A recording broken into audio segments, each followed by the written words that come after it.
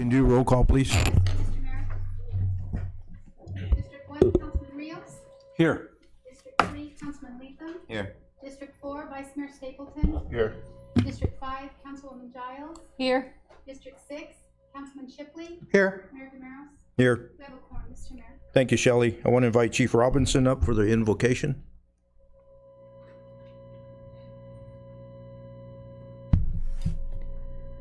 Our Father in heaven, we're grateful this evening for the opportunity we have as citizens of this country and this state and this community to gather, to be informed of and do the business of the community that we live in. And we're grateful for the freedoms that we enjoy, for the blessings that we have as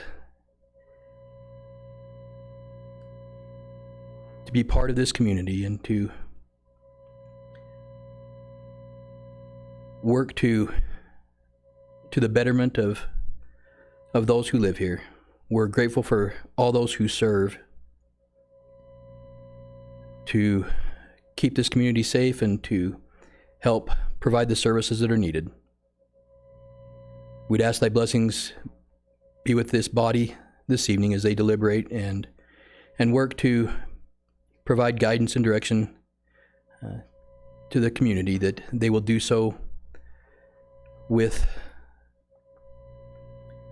a spirit of service to be able to bless those who may be in need. We ask you to please watch over each of us this evening as we are here and as we depart from here to our homes, that we'll be watched over and protected and blessed. And these things we pray for in the name of thy Son, Jesus Christ. Amen. Amen. Fernando, can you lead us in the pledge, please? I pledge allegiance to the flag of the United States of America and to the republic for which it stands, one nation, under God, indivisible, with liberty and justice for all.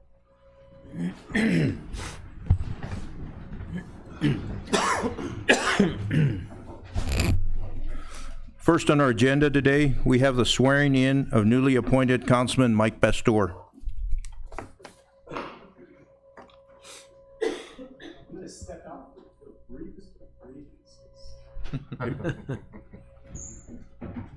Swearing at or swearing in? No, just kidding.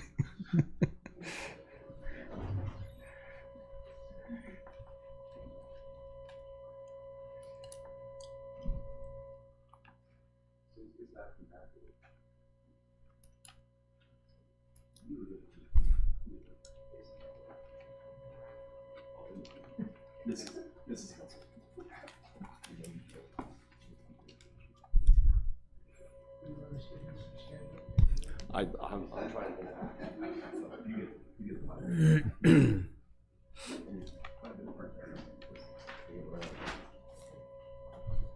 And I think we're all aware, but Mr. Mike Pastor will serve as District 2 Councilman for the remainder of the term of the elected position, which will expire November 5th of 2020.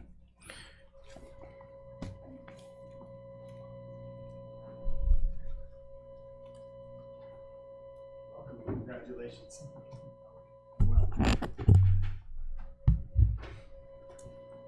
Is that where you want that? Esteemed Mayor, Council, how's everyone? Good. Good. Thank you. Good. It's a pleasure, honor to be here and to swear you in this evening. I'm going to ask you to raise your right hand if you would, please, and repeat after me. I, Mike Pastor,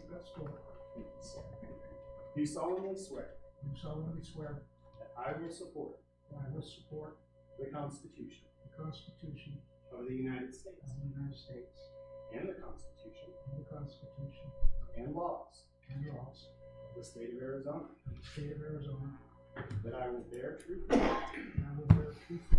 and allegiance to the same and defend them against all enemies, foreign and domestic, and that I will faithfully and impartially discharge the duties of City of Globe Council member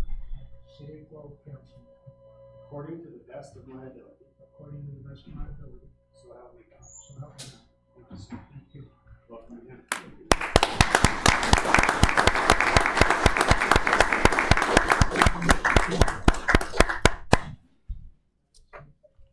Yes, sir.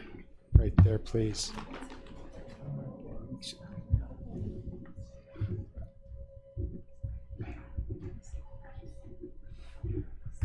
Thank you. Thank you. Welcome, Mike, and to the council.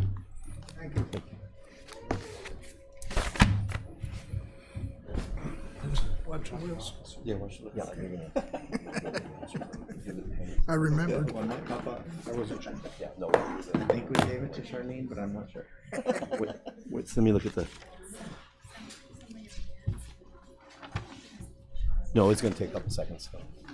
Yeah. You're gonna see- yeah, so. So we'll move forward with a summary of current events, and we'll start with council. Start with Fernando. I just have one thing. We have the Cobra Valley Regional Medical Center is having their annual fundraiser, which is the Wine and Art event. It's going to be at the fairgrounds October 25th. And if you've never been, it's a lot of fun. And we have an art auction, and it's just a really nice evening. It's $25 if you buy the tickets in advance, and it's $30 at the door. It starts at 6 and ends around 10. So love to see you there. Thank you, Fernando. Freddie? Thank you, Mayor. So I'm going to try and do this without missing anything, but if I do, I apologize, and I can lead you to the person that you can get the current information, and I'll try and do this in some sort of chronological order. But as you know, our famous holiday here in Globe is Halloween, so we've got some things that are happening. And due to some of our bed tax group organizations, they do a great job putting these events together, as you know. And so I'll just start out with this. Bats and Broomsticks Bash is going to be October 19th at 7 p.m. at the historic train depot. It's a Halloween-themed fundraiser in family mixer style with the Cobra Valley Center for the Arts, put in partnership with the center and the Downtown Association and the City of Globe. Tickets are $13, and be prepared to wear some wristbands as you enter the event, because it's going to be for adults and children. There's going to be live music by the Centennial Jazz Ensemble with Monster Mash, additional fun during breaks. Don't ask me what it is, but it sounds like it's going to be fun. There's going to be Halloween finger foods and door prizes, raffles, contests, carnival games, and much more. Also, bring your costumes, wear your costumes, and your crazy galore hats. So it sounds like a great event. Also, from October 1st to October 31st, calling all historic downtown merchants. It's time again to decorate your windows, buildings, take to the sidewalks with your favorite temporary sidewalk chalk art in a fall or Halloween theme. This is a contest. There will be some photo ops. And of course, I believe that the judging would be the 30th. The 31st. So look forward to seeing everybody there. And as you know, that's the day that we have our big event with all of our candies, giveaways, things like that. Again, it's so impressive that, you know, the numbers that show up are well into like 5,000 people attending the event. It's in downtown from Sycamore to Yuma streets, beginning at 5:30 to about 7:30. There's going to be music, and as you know, there's a lot of Halloween festive events in the downtown area. So let me make sure I didn't miss one thing here. You can help me, Charlene, because you're very, very involved in this too. So yes, Apache G is October 19th. That's going to be obviously in the daytime hours, and after that is when we are going to all go to the historic train depot for the Bats and Broomsticks Bash. So that's going to be a fun-filled day. Plan for it. Thank you, Mayor. Thank you, Freddie. Shirley? And we need a lot of candy, 6,000 people, a lot of candy. So anybody that can donate candy, bring it to the center or here at City Hall. That for all of Halloween. Also, I want to mention the Homeless Connect Day is this Friday at the Marantha Baptist Church. It's in honor of Joseph Sanchez, but Tim Gonzalez over at the Community Bridges does a great job of putting this on. It's from 9 to 1. Sometimes we don't acknowledge and speak to the homeless people we know are in our community, and maybe they won't know about this event. It really is helpful to them. There's food and clothing and resources provided. There'll be folks there that are going to try to find them housing, find them jobs. It's a really good event. So don't be afraid to speak to the people that we see that are part of our community. Maybe they don't have social media or a phone or a television, what have you. So we need to tell them about this. It's this Friday at the Baptist Church out going towards the res. What's the time, Shirley? It's from 9 to 1, starting at 9, ending at 1. There'll also be shower booths and, various churches involved, what have you. So also in Miami is a craft fair this weekend. It's Saturday morning, right in the green there. And down in Superior is the first annual Burro Run, which I'm not sure about that. It'll be pretty interesting, I think. The people don't ride the burros; they run alongside with them. So that'll be interesting. We'll see. That's a first time event. And this Friday night is our movie night at the library. It's a free movie for anybody that wants to come. It's a family night. You can bring your snacks, what have you, and they show the movies outside. It's really a cool thing. And then I'd like to just give a thank you to Eastern Mechanical. This is a refrigeration and heating business that bought the building on the corner of 60 and Hackney. It used to be called Hot Topic Printing.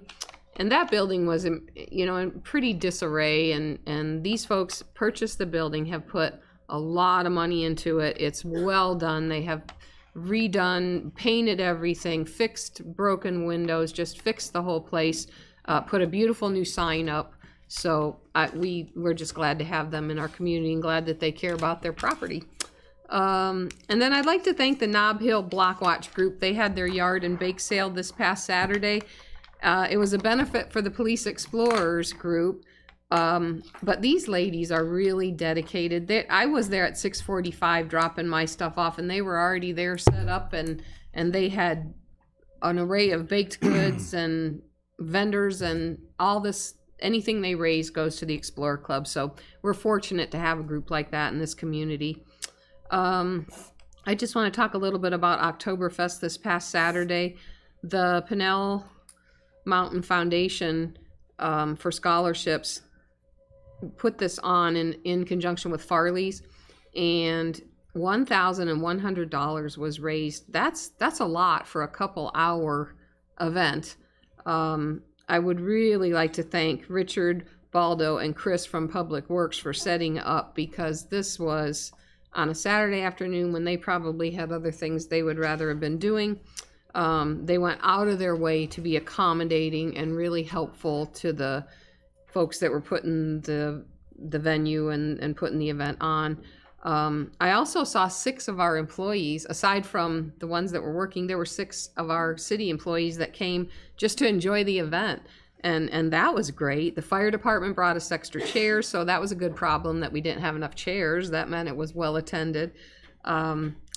Mayor, myself, and former councilman James Haley cooked the sausages and the onions, and it was just a great time by all. And that was a good amount of money to be raised.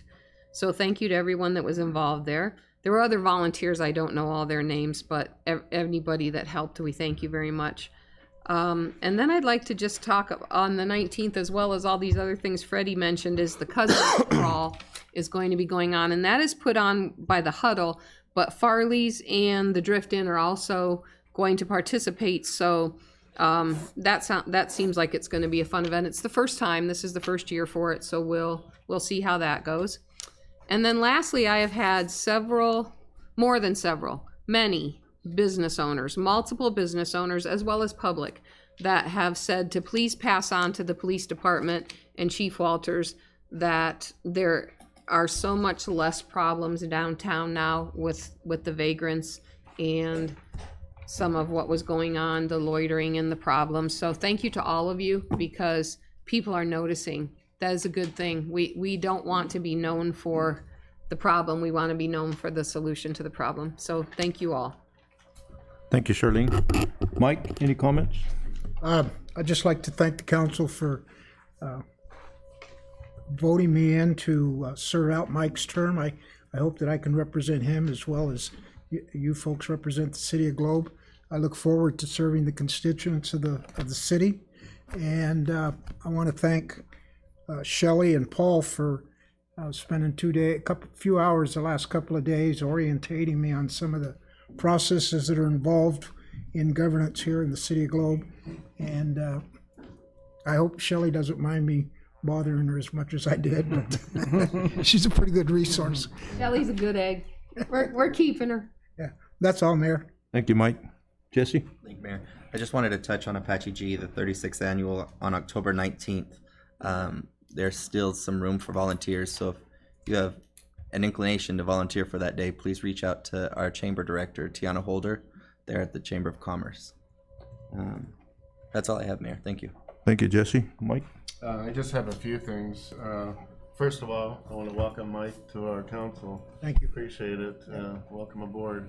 I'm looking forward to it. Good. Thank you. And then I attended the Globe homecoming game last Friday night, and it was a really good attended game. Sellout crowd, standing room only, and Globe actually took it. I forget the final score, but it was like 62-8. So it was a good game. And then also the homecoming parade. It was nice to see a parade downtown again. It was the freshmen, of course, sophomore, junior, and seniors, and the junior class took the winner of the float decorating. So thank all of Globe High School for participating in that. And then just briefly, as you all know, Pine Street's all tore up right now. I don't know how long is that going to be, Paul? Mr. Vice Mayor, members of the council, Public Works Director is going to give it a quick update, is a presentation tonight. So we'll save that question for him. I know Chief Robinson and I got stuck at the train tonight, and we had to drive all the way around to get here. So, but anyway, that's we'll wait for that presentation. Then the US 60 highway closure. I got to partake in that yesterday, which it really wasn't that bad. I mean, I think I was stopped up by the cemetery for 15 or 20 minutes. So I think that'll be okay. We'll just see how that goes for the next 2 years. And then, excuse me, I had a brief meeting with Paul and Brian Sepula today about Resolution Copper. And he just gave me an update, a brief update, and we're going to actually have him or a representative be on the agenda 2 weeks from today to go over everything with the new updates and everything from Resolution. And then just a quick shout out to the Dylan Irvin Foundation. That was a huge success, as always, every year. And I don't have numbers. 20,000 is what I heard. 20,000? Yes, $20,000. Yeah, fantastic. You know, they did a great job. So I'm looking forward to that next year, increasing the money and the bicycles. So did they have more bicycles this year? Yes, they did. They did? Yeah. Good. Good. Well, that's all I have, Mayor. Thank you. Thank you, Mike. Going back to Freddie, you forgot Yes, one. thank you, Mayor. I failed to mention, I want to make sure I recognize Mr. Jerry Barnes, Frank Baroldi, Vince Mariscal, if he's here. But this week they took me on a tour of our treatment facility, a lot of the infrastructure improvements that are happening that we approve time and time again with some of the water improvements and wastewater improvements that we're doing. But I did want to recognize Jerry and Frank and Vince for taking me on that tour. It's a great learning experience. Thank you so much. And I look forward to finishing the tour. We ran out of time. Thank you. Thank you, Freddie. First, I want to welcome the members of the Iglesia de Cristo here, and we'll be presenting you a proclamation in just a few minutes, but welcome to our council meeting. This one's for AJ. Miami Homecoming Parade is this Friday, 1 o'clock. Go Vandals, yeah. Okay. Game is Friday night, and I think they're playing San Carlos, aren't they? Yes. I think it is. Okay. And then I just want to mention the Census 2020 that's very important to our community, to our county. Remember, in April 2020 is when it's going to take place. You're going to see people out on the streets right now working for the census right now, and what they're doing is confirming addresses. Just make sure they should be ID'd. They should have identification, picture ID, and stuff like that. So you're going to see more and more about the Census 2020 and participation, because it's really important to our community, to our county, because it brings funding. It brings money to schools, to roads, to education. So it's very important that we all participate, and we need to count every person that's within your household. We need to increase our population in Globe, and hopefully we do a better job this year. And it only happens every 10 years, so whatever the count is this year, we have to live with it for 10 years, and that's what our funding is set with our population. We're doing a lot of presentation. Oh, Michelle's another participant with our Complete Count Committee. She's been out a lot on different events. I'll be going to Tucson for the Rural Transportation Summit on Thursday and do presentation there on our census and what we're doing in the rural communities, because they want to not only know what the big cities are doing, but what the rural communities are doing as far as census. And that's all I have. Can we Paul? count dogs? No. Darn. Or rabbits either. No rabbits. No rabbits. No. dogs. Mr. Mayor, members of council, just a quick addition to the resolution story. What is going on is resolution is wrapping up their EIS, their environmental impact study, and there's a window, extended window of 90 days for feedback to the federal government on the impact, and so we're going to put together a document that of benefits and whatever council feels their input to the process, and then as Vice Mayor stated, on the 22nd of October, this next meeting in 2 weeks, council will have a presentation from someone from resolution. We'll look at the document, and if council's pleasure to approve that document, and that will go as our official comments into this process, to the resolution process that they're doing with their mind. So it's very important to resolutions, very important to Globe, and so we'll have that opportunity in 2 weeks. Secondly, just a quick note on October 23rd at 5:30. I'm sorry, at 6 o'clock at the Active Adult Center. The Rotary is having a nighttime presentation of Jordan Reardon, the judge, and so we're having him as a guest. And so if anybody wants to come and question and answer and hear a presentation from Judge Reardon on anything about Hill County, about Globe, or anything like that, it's one of our premier. I think it's a good speaking engagement. He's a good speaker. He has a lot of new ideas, refreshing ideas for how to deal with what he's trying to accomplish in Globe and justice in Globe. And so that'll be Active Adult Center, October 23rd. And so just a plug for the Rotary event. 6 o'clock. 6 o'clock. That's all I have, Mayor. Thank you. Thank you. Next, we have our first community call to the public. And this is a time any citizen desiring to speak on a matter that is not scheduled on this agenda may do so at this time. Comments will be addressed to the council as a whole public body. Council is prohibited from responding to any comments, but may direct staff to follow up. Comments are limited to 3 minutes, and we ask that you please complete a request to speak card that are located at the back of the chambers here and turn it into our clerk. You may also want to fill out a request to speak card for an agenda item in the future. So in that way, we respond to you if it's a agenda item for the future and turn it into our clerk. And I have none. Anybody willing to speak? Nope. So we'll go to special presentations, ceremonial matters, and first on the agenda, we got swearing in of new City of Globe police officers. Officer Jamie Snap and Officer Jeff Overton. Chief Walters and John Perlman. Judge Perlman. Good evening, Mayor and Council. I'd like to start by saying thank you to Councilwoman Giles for the kind words. It's nice to hear positive feedback for the police department, and they've really been working hard. And then the other thing I wanted to point out is a lot of us are showing the pink patch for October in recognition of breast cancer awareness. It hits close to home for us, so we are selling the patches. So if anybody's interested in buying them, you can get them at the PD or from our school resource officer. We have both the hat patches and the shoulder patches. And the money is going to go to cancer research for breast cancer. To begin with, I'd like to invite Officer Jeff Overton down. Officer Overton grew up in Oregon and moved to Arizona in 2003. This was after serving 4 years in the United States Marine Corps, Semper Fi Marine. Completing the Glendale College Law Enforcement Academy in 2005 and receiving specialized training in law enforcement, Officer Overton came to the Globe Police Department, highly recommended with 13 years of experience, which will benefit the citizens and the community of Globe. So welcome aboard. Thank you, Chief. Is this Perlman? We want to do two at the same time? We can. You bet. Officer Snap. Officer Jamie Snap is a native of Arizona and originally from Yuma. I've got some comments, but I'm not going to bring them up right now.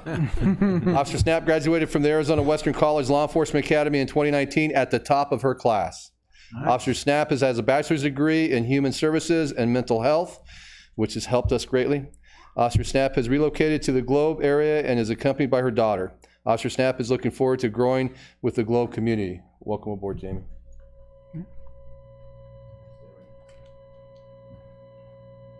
Thank you, Chief. Congratulations and welcome. Congratulations. Esteemed Mayor, Honorable Council. Chief. Again, it is my pleasure and my honor to stand here this evening. Such a both of you. Yeah, I think you're going to have to hold it.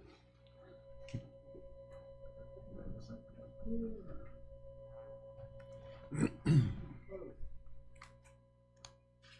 going to ask you to begin with stating I or repeating I and then stating your names. Go ahead. I, Jeff Overton. Thank you, brother. Repeat after me, please. Do solemnly swear. Do solemnly swear. That I will support. I will support. The Constitution of the United States. The Constitution of the United States. And the Constitution and laws. The Constitution and laws. Of the state of Arizona. Of the state of Arizona.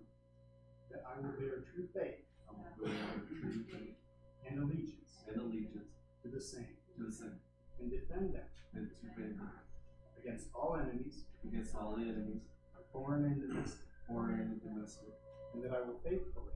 That I will faithfully. And impartially. And impartially. Discharge the duties. Discharge the duties. Of police officer. Of police officer. According to the best. According to the best. Of my ability. Of my ability. So help me God. So help me God. Thank you, brother. Congratulations.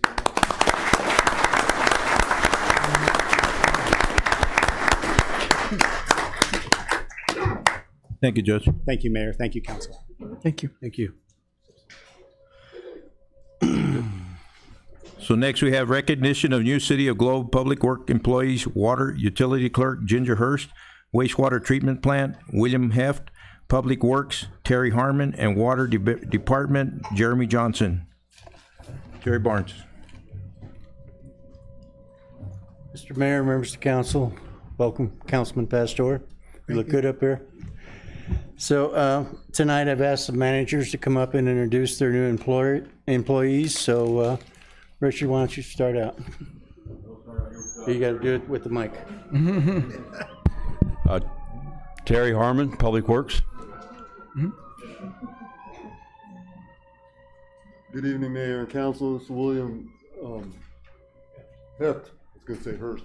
Look at Ginger back there. Heft. He's our new lead operator at the wastewater treatment plant. Oh, good. Hey, welcome. How's it going?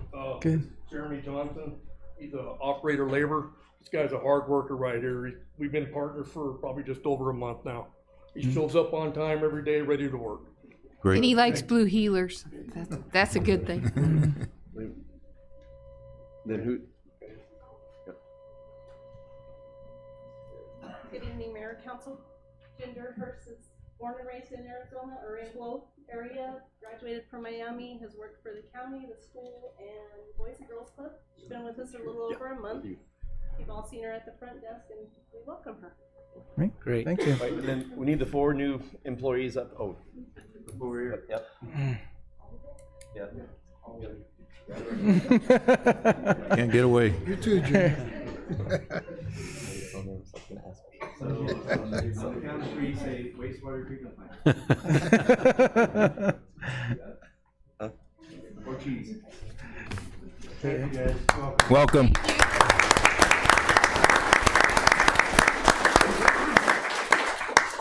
Next, we have public service announcement on road closures during pavement project funded through the Community Development Block Grant. Jerry. So usually people walk out on me. Tonight it looks like I've got a whole crowd. So it's early. Yeah, that's true. So I've been on jury call out today. So John's up here to help out, but he knows more up to date what's going on. But the railroad closed Pine Street from Oak Street down to Sycamore. They're repairing some of their track that has widened out in preparation of the CDBG mill and fill that's coming up down Pine Street. So, John, did you want to go over the schedule, or do you want me to do it? Or? Well, you could probably go over that schedule there. On the PSA, I believe all councilmen. Yeah, so we passed out the public service announcement. Basically, that we'll be working on the railroad tracks on October the 14th. Our paving company will be coming in. We're going to start on the parking lots at OD parking lot and the library. We're going to move on to Pine Street on the same day on the 14th. On the 15th, we're going to do 3rd Street from Maple Street to Highway 60. On the 16th, it looks like South Street from Highway 60 to the east entrance of the Best Western, and Cedar Street from Deverell Street to Broad Street. And then on the 17th, Oak Street from Deverell Street to Hill Street, and Russell Road from Highway 60 to Hospital Drive. So if you follow the maps we sent out and so forth, it kind of fills in all the blank spaces, especially in the downtown area. We, the direction from council was to turn the city black, and that's what we're doing. This is one of our long-term plans with the CDBG money. We think we have enough left over. You want to talk about the other street that you want to do as well? Well, we've looked at some of the areas. If you already kind of noticed on this schedule, there's going to be they're all high priority, of course, within the Globe City limits, but there's some high traffic areas that we're focusing on. Of course, the hospital, the Best Western, and then also the Oak Street continuation to fill that, finish that area. One of the things that we do, if you notice, just Councilman Stapleton asked earlier as far as how long it's going to take. There is a phase 5, and that's if needed, but that's no later than it's scheduled for the 21st. So really 17 is really the last day that we're looking to do some paving. There's additional follow-up work as far as utilities and getting everything squared away and doing the final striping of the process that we followed through the Oak Hills project as well. So some fine tuning after that, but the actual paving should be no later than 21st if all goes scheduled. There's a couple other streets that we're looking at, of course, but pending, like I said, depending on where we land as far as funding. Once we're done, we're always want to be optimistic, but we also want to get ready for the unforeseen issues that just like we had here on Cottonwood. So we want to make sure we give ourselves a little room there. So until then, I think we would probably not have any additional adjustments, but we do have a couple areas that we might want to extend our paving if possible. And that is within the funding. John, what's the total amount of the CDBG grant that we'll be utilizing for the streets? Is $496,000, and of which we budgeted $545,000, which included some money that was left over from some of the money that we didn't use on some of the street cuts and so forth from last year. And so we have a little bit of cushion there. Like John said, we've got everything measured exactly, so we don't want to come up with coming back to council and have to ask for more money. But you know, we worked together long enough. You know that if I got $1 left, I'm going to lay $1 worth of asphalt. So, yeah. So we're looking forward to it. What the other thing that well, the one road I didn't mention was Hospital Road from it's Russell Road from US 60 to Hospital Drive. That's the last road that'll probably be paved. But the other thing is the striping. The OD parking lot, the library, all new striping on them. And so, you know, the mayor's already offered to paint some stuff on the parking lot down at the library. So, yeah, so I conned him into that one. So anyway, any questions? That's what we're here for. John and I are both here. He's, like I say, more involved in it the last couple of days than I have been, but we'd be happy to answer any questions. And you know, there's still openings in my truck if you want to tour. Charlene? So I have some questions about the future paving. So Yep. where the utilities are all going in, Bonita, Mays, Hackney, all that whole area that has just been so torn up, the people that live there want to know when's the pavement coming? So we do have a plan for that, but we are looking at probably 2 years out because we want to give the first year for any issues that come up. And therefore, if we have to dig it back up, we don't want to dig new asphalt up. And so we, John and I talked about 2 years away to do our mill and fill up in that area. I think that things are too compromised up there to do a simple chip seal. So we're going to have to slot that to crack fill right off the bat, and then probably come back in and do a mill and fill in that area. Okay. So I also have some residents on Hackney and Euclid, both, that have been asking about the notification process. How are we going to handle with Apache Underground right now is putting utilities in, and there's a lot of retired people, there's a lot of people with little children, and they just want to be sure they can access their homes, get in and out. Of course, we tell them always safety vehicles will be able to get, but I think they'd like to hear that from you all and not just me. I think one of the biggest things that we've actually advanced and gone forward with from our first initial paving projects is working with the contractors. We've pushed forward and have started having utility meetings where we get all stakeholders involved and actually expressing our concerns, not just from council, from the constituents, and getting up there and doing the door hangers. If you notice, a lot of the business downtown from the contractors have been received those notices. Also with the advertisement between our own Facebook pages, the news, that's one of the things. And one things we have is also extended previous projects like Jody was hand delivering, Vince Mariscal was out there hand delivering, and myself and some of the after part of it. This is also additional. Of course, some of the utility work that's being done through the contractors, we have had a couple hiccups here and there where we have the extension of time because the utility might have been damaged and stuff, so then our crews have to go in there and do that additional repair. So that's where the more of the little inconvenience comes in, because we might set a schedule just like with this tentative schedule. We're going to try sticking to it, but that's one of the main concerns right now, and also working with the school district. Jody was putting together this PSA, contacting all our school district and a lot of the other entities as well, just to make sure we're trying to get everybody that word out as much as we can. Does that help? So another thing, important thing just to note, well, two things actually. We've only been in those areas for just over 2 weeks now.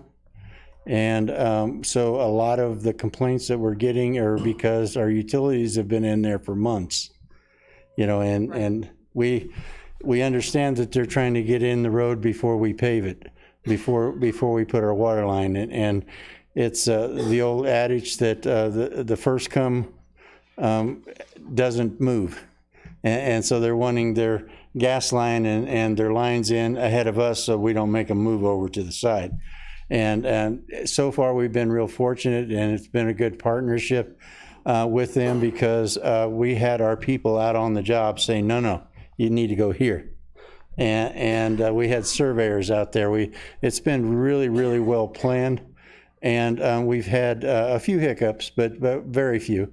And nothing that probably 3 of our team didn't go out and do some measuring and refiguring and figure out where we could go instead of in that exact spot. Because remember, there has to be separation between the water and gas line and between the water and the sewer line. So it isn't like it can go right next to one another. So we've had those hiccups, but we've managed to overcome. The other thing that the one good takeaway that I wanted to bring up at this point was the partnership that we have with Arizona Eastern right now. Them fixing the tracks and so forth ahead of us. In the past, it's taken an act of Congress for us to even work near their tracks. So now we have a good relationship with them and a good partnership. We're working together on projects. We're making the city safer and the roads smoother. So I think that's a great takeaway to take away from this item right here. So I do have one other, request. Okay. When these, whether it's us paving or utility companies or what have you, when there's detours, we need to be better about putting detour signs. So there's one detour sign on Hackney, and it just says that way. So, okay, I know that you have to go up Mays and Benito and around on G Hill, but a lot of people don't know that, and they have gotten hopelessly lost. And in the last couple days, I truly have gotten multiple calls, and somebody ended up in the cemetery. Just a detour sign that says this way it has to follow. There has to be more follow through. We will work on that. Thank you. And hopefully that person left the He's cemetery. out of the cemetery. Yeah. So I went and got him. I said, just stay there. I'll come. I mean, But that could really be go a different way. It's so hilly, and then roads just end. So that's part of the problem is there's very few ways in and out. And like the day we talked on the phone is the same day that we hit a gas line and had to close the whole road down and the whole intersection. And it happens. And it was a mistake on a contractor's part. He owned up to it and he hooked a gas line. It was marked and he hooked it. And but that doesn't say that it didn't delay us for almost an hour out there. And in the meantime, where does traffic go? We did the best we could by flagging traffic around, but while you got an open gas line, you cannot have traffic in the area. So there are times in this hilly one-way town that it's tough to get in out of. So it's if it was easy, I probably wouldn't be standing here. Mr. Mayor, members of council. Oh, Vice Mayor. I have a question. Mike? Comment? Mike. Go ahead, Mike. You brought up Cottonwood and Broad. Yeah. Where are we at on that project? I understand what happened when we were redoing Broad Street. So the box culvert that caved in. Right. So I have good news. So we sent the new TIP, which is a Transportation Improvement Program, through and asked for an additional $58,000. The mayor and his council approved that, and because he's over the regional council, so he approved that. We are in the process of getting an IGA with the city. Out of the $58,000, it'll cost us 5.7%. That'll be applied to that project. We're already in the design phase with that. I believe it's going to run over that. I believe it's going to run probably in the neighborhood of $90,000. But it's $90,000 we won't have to pay the total amount on. And it's $90,000 that will fix it completely. This is not a patch. We'll tear it out and fix it completely. The estimate on it was $76,000. And if I remember my ADOT math, that means $90,000. So that's where we're at on it. I'm glad you asked, and we're luckily it's safe the way it is. and we'll leave the steel plates over it until we get a design done. If it comes up, the change order comes up outrageous, then we'll be coming back to council for direction. So we won't just say yes to anything. But, you know, one of the things that Paul and I have been dealing with is before we get the letters signed and so forth with ADOT, we don't want to sign the agreement that we're responsible for everything. So we've been waiting. You know, I think there's an agenda item tonight about it, isn't there? I think it's on the. Okay. Yeah, on the consent, maybe. Oh, okay. And so anyway, that's where we're at. You know, we're finalizing Broad Hill Street or Oak Hill Street and wrapping that up and going after more money. Okay. So. Mike? Mr. Barnes, I'd just like to take you up on your offer to go for a ride. Yep, anytime. Of course, I know you're busy, so you call me in. Let me know. I have a pretty flexible I schedule. have some time on Thursday if you want to go then. Okay. Okay, Jesse. I'll you get too. with you. And Mr. Mayor, members of Thank you, council. John. I just wanted to urge all citizens, the patience with the contractors. We have utilities out there. We have our contractors out there. If there is a problem, if there is a question, they don't know where to park, they don't know how to get out, there's somebody blocking, call the city. Call the main line at the city or call Vince at 928-200. 3460. It is the city's responsibility to interact with the public, and then we will make sure that we fix whatever is blocking or answer any questions or anything like that. The citizens don't have to get out there and tangle with the construction workers on their own. So that's all I have, Mayor. Thank you. Next, we have the presentation of the FYM Foundation's Aid to Humanity Outreach Program proclamation. And what I'd like to do is I'd like to invite all of your members to the front here. And if you could introduce yourself, I want to invite our council to stand together behind you while I read the proclamation to you guys, okay? And but if you come forward and just say your name, where you're from, so we know where, you know, a little bit, okay? We'll come up, however you guys want to set it up too. And Good evening. Good evening. Yeah, if you guys want to stand right here. Group, thank you. All of you. Hi there. And come up. Do we want all the group up here? How do you want it? However you guys want it set up. I'll just go down there and meet with them. Thank you. Appreciate it. Thank you. You want the whole group up here? Do you want the whole group up here? Okay. And then once you get so I'm gonna try to get the introductions going. So I'm just gonna point and ask you in your loudest voice to introduce yourself. So we will start with yours. Or who do we start with? Okay. My name is Brother Eduardo Javier. I'm a district minister in the District of Florida. Okay, great. And next? My name is Artemio Pilon Jr.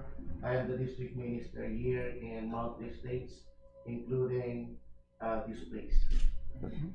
I'm Brother Ador Apostol. I'm the Assistant District Minister. Okay. In Mountain States, sir. Okay, welcome. And I'm Elias Mercado, the resident minister of Globe. oh, great. Oh, great. Now, Mayor, do you want to go around? Should we go around the room? Can we introduce everybody here? It's just in your loudest voice, starting on the right there. Yeah. Come on up. Okay. We so appreciate you being here. Once you get up here, introduce yourself. My name is Brother Alex Chavez, Assistant District Secretary of Mountain State District. I'm Brother Arnold Mendoza, the Light of Salvation of the City of the Mountain State. I'm Brother Roderick Salud, Minister from Las Vegas. I'm Jay Agustin, also Minister from the District of Mountain States. I'm Brother Arnel Lucena, also a minister here in Arizona, Phoenix. Hi, I'm Brother Erwin Brilio. I'm helping in the district as the Christian Family Organizations Overseer. Hello, I'm Brother Rodel de la Torre. I'm a minister of the Church of Christ, and I'm presently assigned in the Nevada region. And then, Mayor, while they're here, do you want to read the? Yes, I'll read the proclamation. I'd like to get our council to come closer. That way they can get into the picture.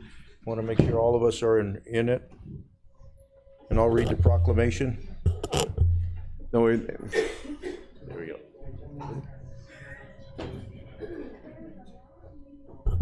So proclamation, whereas FYM Foundation is a charitable arm of the Iglesia Ni Cristo Church of Christ and is named after the church's founder, Felix Y. Manalo.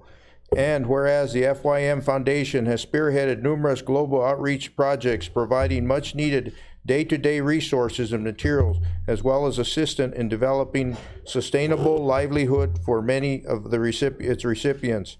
And whereas the FYM Foundation Aid to Humanity Outreach Program held on August 20th, 2019 in San Carlos, Arizona, distributed Goodwill bags and school supplies to the citizens and children of the San Carlos Reservation, in addition to monetary donations given to local agencies. And whereas the FYM Foundation provided financial assistance to 4 agencies within the City of Globe: the Alderman House, a safe haven for women of domestic violence, the Globe Police Department, and the Globe Fire Department, for equipment as they continue to provide vital public safety services to their citizens. And finally, to the City of Globe to distribute funds to the community organizations that provide services for the needy. In witness whereof, I have hereunto set my hand and caused the seal of the City of Globe to be affixed this 8th day, October 2019.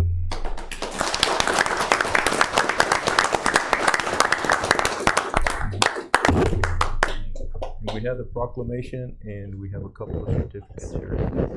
And Mr. Mayor, the letters are 2 letters, and they are thank you letters that council had asked to, let's see, one is to Brother Santos Jr. and one is to Brother, yes. So thank you very much.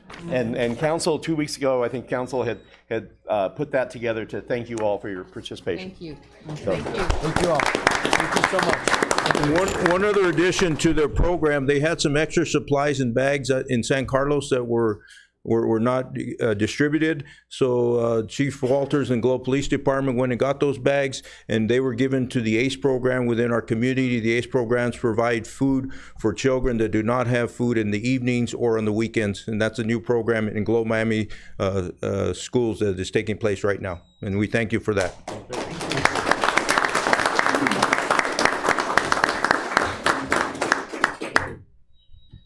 welcome, and So we'll go to item E, and that'll be, we have some comments here. okay.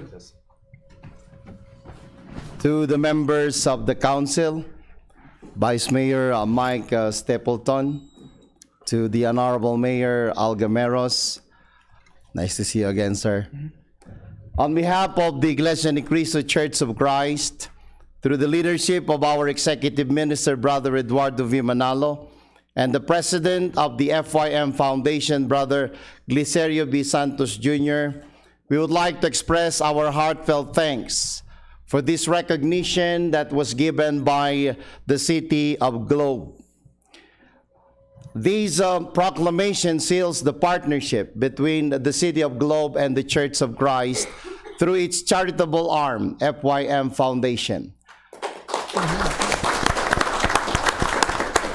Rest assured that the Iglesia Ni Cristo will always be of great help to the city by helping the city whenever the city is in need, especially in fighting against poverty. For others who are asking why is it that the Church of Christ, through its charitable arm, FYM Foundation, is doing all this aid to humanity, the answer is the Church of Christ is just putting into practice two of the most important commands of God written in the Bible, as always emphasized by the FYM President, Brother Glicerio Santos Jr., as commissioned by our Executive Minister, Brother Eduardo V. Manalo. These two important commandments states that we have to love God and love our fellow men. Loving God is by worshiping Him and following His commands, and loving our fellow men is extending our help unto them, especially in times of need. So again, on behalf of the Iglesia Ni Cristo Church of Christ, Thank you so much for these proclamation for the FYM Foundation Day. God bless Globe, Arizona, and the people of Globe, Arizona. Thank you. Thank you very much. Thank you for your service. Thank you very much. For your service. Thank you very much. Thank you. Thank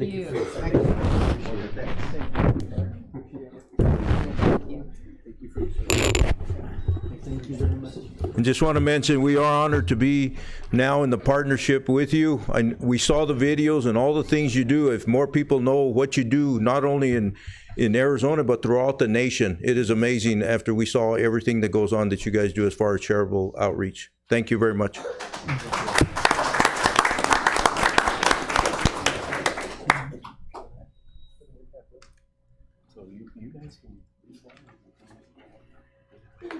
We appreciate it. We know you guys have some travel to do, and thank you for coming. Thank you. Bye-bye. Thank you again. Good night. Homecoming and everything. There you go. So that takes us to item F. E was them, yeah. Oh, sorry. Or do we go What we do? recognition, recognition for sponsorship? Yeah, you combine. Yeah, we did E, yeah, we did that both. So item F is council will hear an update on open meeting law based on the participation in an OML presentation presented by the League of Cities and Towns of CAG. Paul. Mr. Mayor, members of council, so, you know, as we know, Mayor Gameros is chair of the executive, or the regional council for CAG, and I was in attendance with him, and they had put a presentation together from the League of Cities, their attorney on open meeting law. And I'm sitting in the meeting, and they were talking about the, oh no, the agenda. So, and I always screw this up, and I'll make sure I get it right here. So every day, every meeting, we have the current events, summary of current events. And they were talking about the fact that the summary of current events is for communication where of events going on in the city, and it said it's for the elected officials and the chief administrator, and not for the chief administrator to invite people from the audience to come up, or staff to come up. And I realized, oops, you know, I think 2 weeks ago we had, Michelle was here, and we had an Eagle Scout, and I brought Michelle up to talk about the Eagle Scout. The Eagle Scout came up, and we had a conversation, everything like that. And we should have probably agendized that. And so that's something that I'm sitting in this meeting going, okay, you know, we probably need to just take a look at this presentation. It was a long presentation. Out of that long presentation, I think it got about 5 little tidbits that I wanted to share with council. So that the idea of the current events that says the presiding officer, chief administrator, or members of the public body may present brief summaries of current events. Now, so in prepping this agenda, I knew we wanted to do an update on the transportation, on the street closures. And normally, without this presentation, I would just, you know, when I was doing my current events, I would have called Jerry up and had him give that information. But we did it right. We agendized it. Jerry came up, and there were a lot of questions, and we had the back and forth, because again, it's a one-way communication. The current events is not for a conversation. It needs to be agendized. So that was something I thought we should point out. A couple other tidbits we had learned in there. We document who is in E-session, but we need to also document why they're in E-session. Very small tidbit. I know Shelley's already on top of that. E-session, there was a discussion about agendizing, and it is required that we at least give some semblance of what we're going to talk about in E-session. And then the chain communication, I think we all know about that, but they use the key word as a gathering. A gathering is any type of chain communication where you have that conversation going on, and that was something a way of putting it that I hadn't realized. And then we talk about the meetings of the public body, that all meetings of a public body should be held in in public, and all input to the meeting shall be made in public. And I know that we have to worry and make sure that when we're, as a body, doing the public meeting, that everything is up and above in the communication. And so they talked about some other details, but I just wanted to share, and Mayor, I think you had some thoughts also. Yeah, I think some of the, I've been through two trainings on open meeting law, since I got elected, and you learn something new every time when they do presentations. And a lot of these, the thing that brought a lot of questions to a lot of mayors that were in that CAG Regional Council meeting is perception of the council and how we present ourselves to the council. We live stream our meetings, so people are actually looking at it. They can go back, rewind it, and look at it again. I guess perception is, so some of the questions were brought, we always ask questions to each other while we're up here, but to the public, it may seem that we're talking about an item and discussing an item before we vote on an item. So that was kind of key. The other thing was, a big thing was our cell phones and sitting up here and texting, or what is the perception of the council? How do we present ourselves? So I guess it's just about being really careful what we do, so we don't have that perception from the public. I know that when I was the fire chief, a couple of councils before that, there was a council member up here that was always looking at his watch, looking at the clock to see when the meeting's going to be over. And to me, it just means that it looked like he was disengaged, that he wasn't really part of the meeting. He wanted to get out of here. That's what I saw as a member of the body. But that's what we got to be careful with. So a lot of mayors in the meeting had a lot of questions about that, and I can understand some of that. I know it makes it difficult because we also ask questions, but if it's long conversations, I could see some problems with it. Well, Mayor, and to the council, there are a lot of things we're doing right. There are a lot of things we're ahead of the curve on, that other people were having some of those concerns. And a lot of this has been redefined by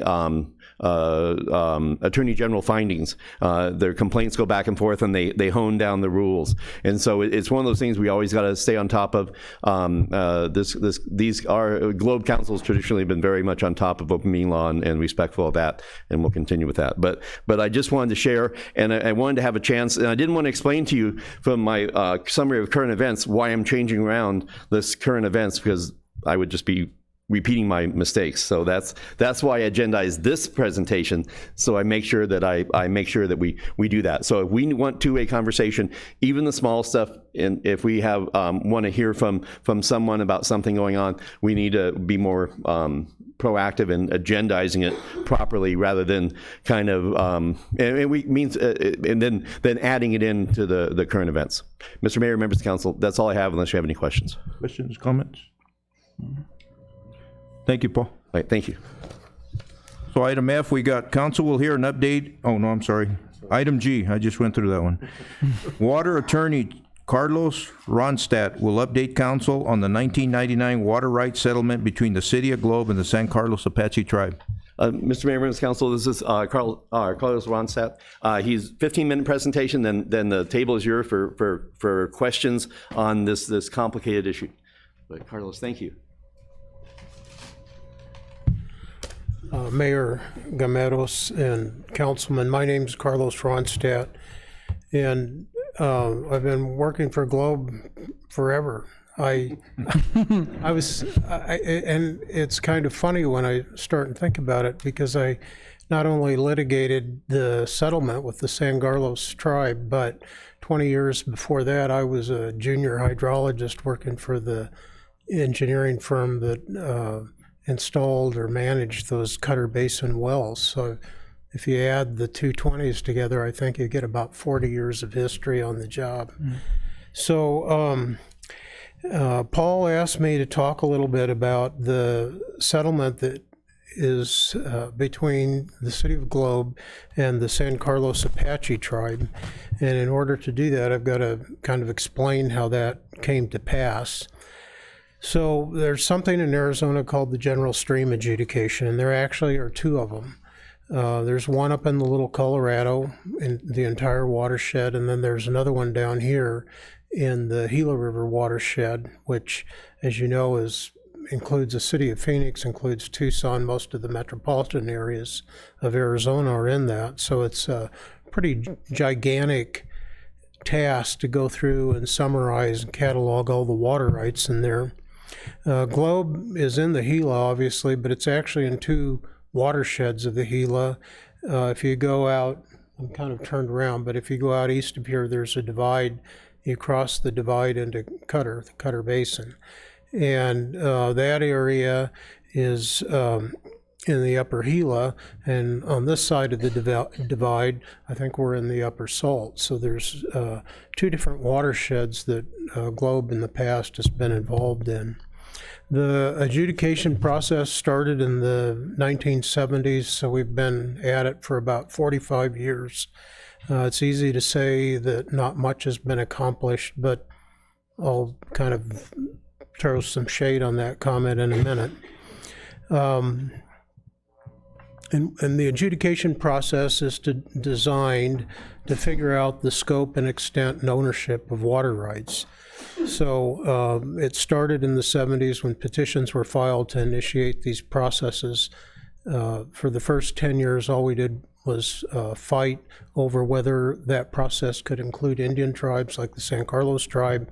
It took about 10 years and 2 visits to Supreme Courts, one to the U.S. Supreme Court and another one to the Arizona Supreme Court to answer that question. Yes, you can bring the tribes into these processes. And then about the time that I got really serious about being a lawyer and started doing this stuff in the mid-'80s, early 80s, we started litigating whether the adjudication process could include groundwater like the water that's pumped from the Cutter Basin.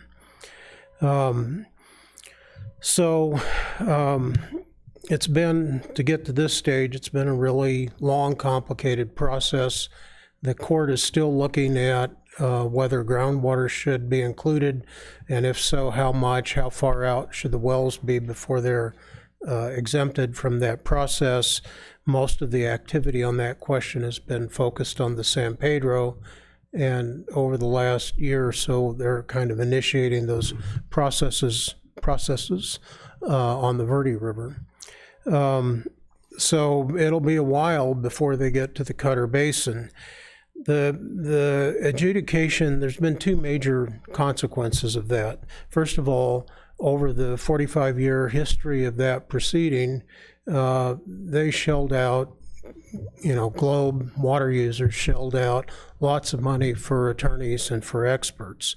Probably about 15 years ago, there was an attorney, he's deceased now, who sat down and kind of did a pencil estimate of how much had been spent on just attorneys in that proceeding, and it was an astounding $150 million. So, and from my perspective, things like that go on and on and on and don't ever reach a conclusion, I find pretty offensive, which is one of the reasons why I don't do much adjudication work anymore. The other thing that it did, though, is because of that expense, a lot of the entities like Salt River Project, City of Phoenix, City of Tucson, tried to settle a lot of the Indian water rights claims.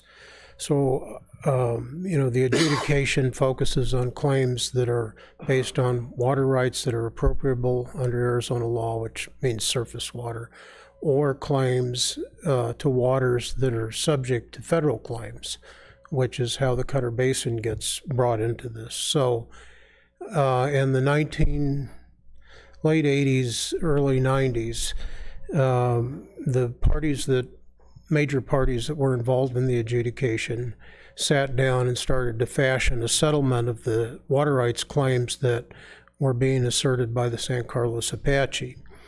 And that wasn't the first settlement, and it certainly wasn't the last settlement, but as each stage, as these things progress, each settlement progresses, both the Indian and the non-Indian parties learn a whole lot about what to do and also what not to do.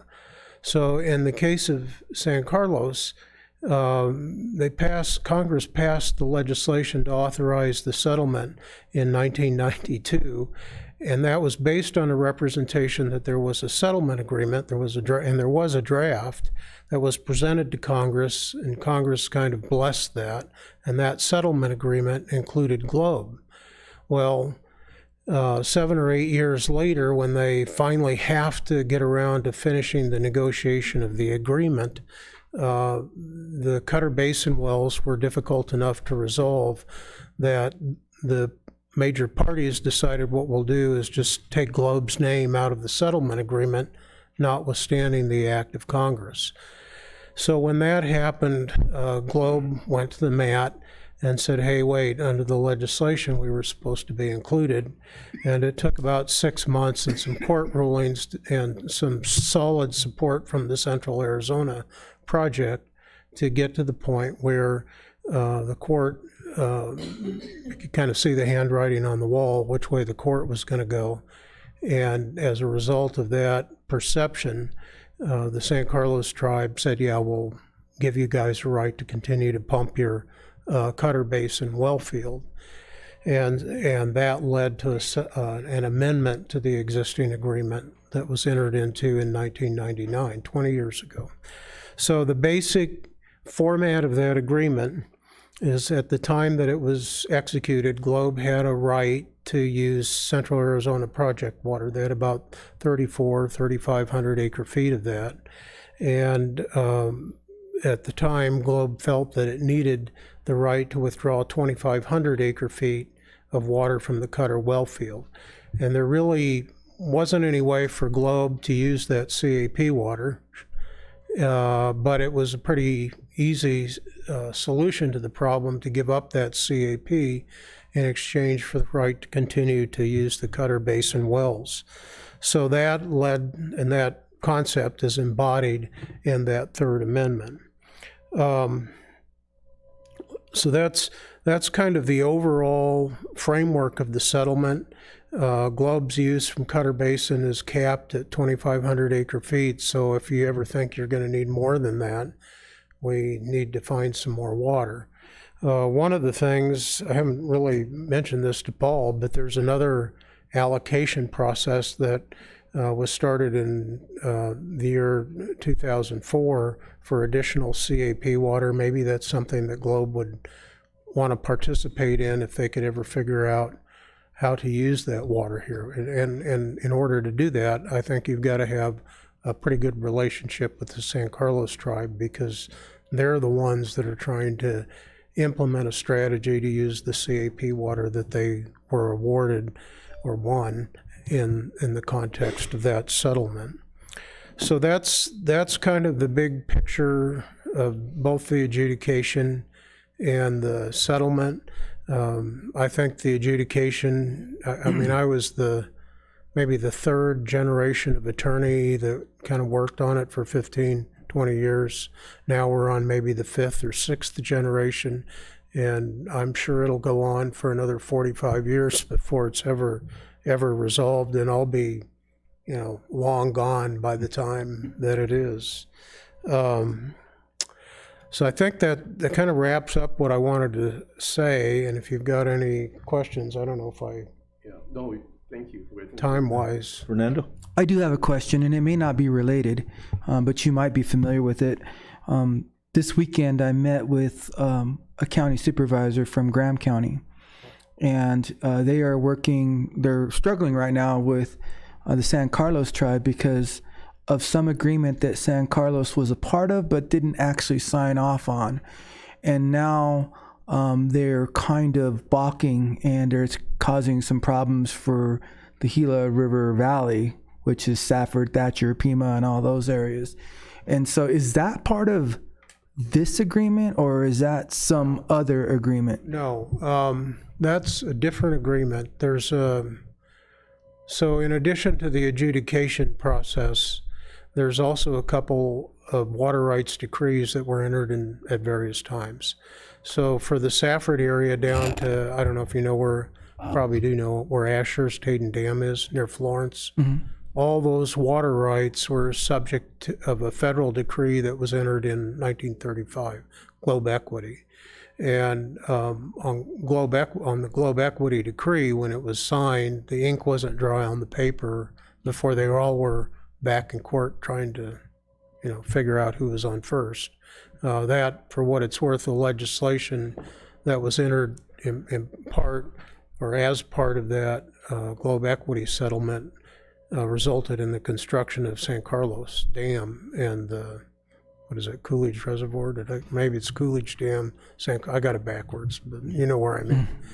So they've been fighting San Carlos and the Gila River Indian community and the San Carlos, the SCIP, the San Carlos Indian Irrigation Project, and all the farmers up in the Safford Valley, Duncan, they've been fighting those battles since 1935. And some of those things that you're hearing are a result of those fights.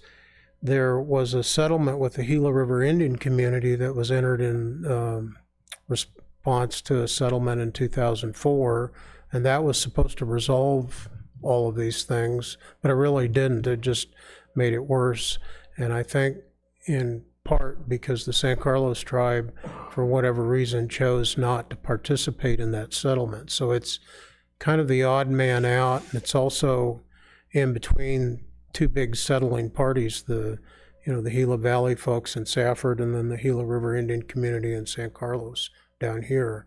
So, there's a lot of differing interests between those parties, and San Carlos is kind of right in the middle.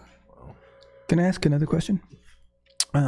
So I know that in some areas, water harvesting is not permitted, and in other areas it is. Do you know if our area we're allowed to harvest water from our own property or roof? Or that's a great question. And every now and then somebody will try and introduce legislation. It all gets beaten down mostly because Salt River Project says, hey, wait a minute, if it runs off, it's our water. Mm-hmm. Right? If it runs off your roof into a gully and down an arroyo and then, into Pinal Creek and then into the salt, that's really our water.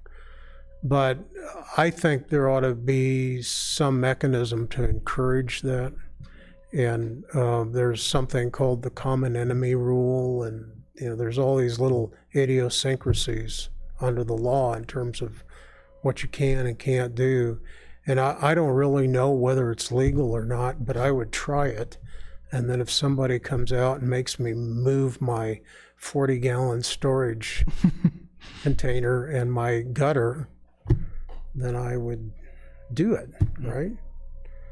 And sometimes Salt River Project, they tend to pick their battles, but in the Verde at least, about 15 years ago, they went out and identified, 10 people that they thought were illegally using water and went after them.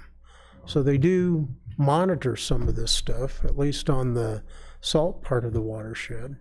And I suppose one of these days, the Gilas and the SCIP, San Carlos Indian Irrigation Project, will do that also. Okay. But until somebody stops you, if they tell you to stop and they've got the authority to lie and you keep doing it, then you've got a problem. But until they tell you to stop, if it's just catching water off of a roof, I'd do it. Thank you. Interesting. Well, any other questions for Carlos? Carlos, the 92 settlement? Oh, sorry. You got a question? Comment. No questions. So, whenever you pick. On the 92 settlement with a 2,500 acre feet, is there a deadline on that, or is that forever? That no, settlement? It's in perpetuity. What's that? It's forever. Forever. Right. It ramped up. I can't remember. I have it here. I can tell you the numbers, but it ramped up to 2,500, and I actually just found some growth projections that I think the 2,500 was. There was concern back in 1999 when that third amendment to the settlement was done that wasn't going to be enough. But my understanding is we're at 1,300 right now. Probably within that cushion. I don't know. I do. Yeah, it ramped up from 1,750 in 2000 to 2,500 in 2007, and now it's at 2,500. This is the claim. You had to file a claim in the adjudication asserting your right to continue to use the water. So this is the claim that. Can I just give it to you? Yeah. Oh no, we'll give it to the clerk. Don't give me any originals. Oh, okay, good. God knows where those are. So that was filed in '95, and that's for Cutter Basin, and it probably now should be amended at some point. And I don't view if you were in the Verde, I'd tell you, you need to do that right now. But at some point, somebody needs to look at that and clean that up and probably file, rather than a domestic form, which is what that is, file an other uses form. But that's actually not a bad claim. And then on the Upper Salt side, I don't have a bunch of those. I printed one. Oh, okay. There's probably 7 or 8 of these. When you can send, we can connect up and send those. Yeah, these are for little domestic wells that Globe had and was using back in 1980. Okay. And from what I understand, those wells for the most part are no longer being used. It's mostly Cutter Basin water that's being brought over across the divide and used here. So, I got that out for a reason. So when this was filed in 1985, the water use was 1,300 acre-feet a year. And Paul's disappeared, but I think he said that's about what you're using. That's what we're using now, yes. And then in the back, there was a statement that, I don't know who prepared this, but they actually did a pretty good job. They said, population projections indicate a service area population of 10,000 in the year 2000, and 11,000 in the year 2010. The 2010 population will require an annual volume of 1,870 acre-feet. So that's, 1985, that's what they were projecting, whoever did this. Carlos, just one follow-up question before I pass to Freddie. Because we're only using 1,300 acre-feet, is there any possibility that they can decrease our amount that we're allotted, 2,500, the settlement? I think you're pretty solid with that settlement. Because with economic growth, hopefully we see in the future here, we may be utilizing a lot more than that. Well, and it's not a topic for today, but one of the things that I probably ought to talk to Paul is the remote chance of, getting some more CAP water through this allocation process. And then, it wouldn't be the same type of where it's subject to the right of first refusal, which is what you got from the tribe. It'd be your water, but then you're going to have to figure out a way to use it, or they won't give you that allocation. Freddie? Yeah, thank you, Mayor. I just, Mr. Ronstadt, I'm a water industry professional as my professional career. So this is very interesting to me, and I just appreciate all the work that you've done. I read all the literature that you forwarded us to read, and I think it's really important for this council and future councils to not lose focus of what's on the table here and what our future brings and the obstacles that we may have to overcome as we continue to grow, if we do have that economic growth like you're talking about.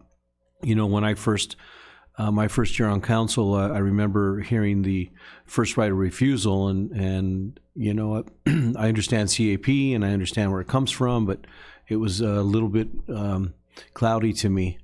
But your information has uncovered all that cloudiness, has made it very clear in my mind.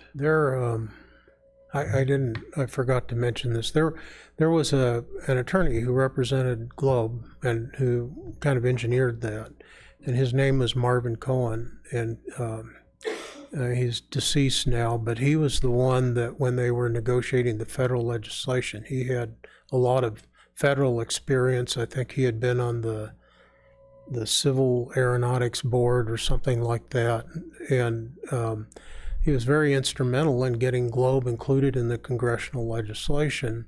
And then over the next 7 years, he fought to keep Globe in that settlement, the settlement agreement, And then when it became apparent that Globe was going to be written out of the agreement, that's when he referred Globe back to me from, I don't think I'd ever represented Globe as an attorney up until Marvin sent that work over to me, and we ended up litigating it in the adjudication court. They have the right to approve Indian water rights settlements. They have to go through an approval process where normal, ordinary, small water users can file objections to the settlement if they choose to do so.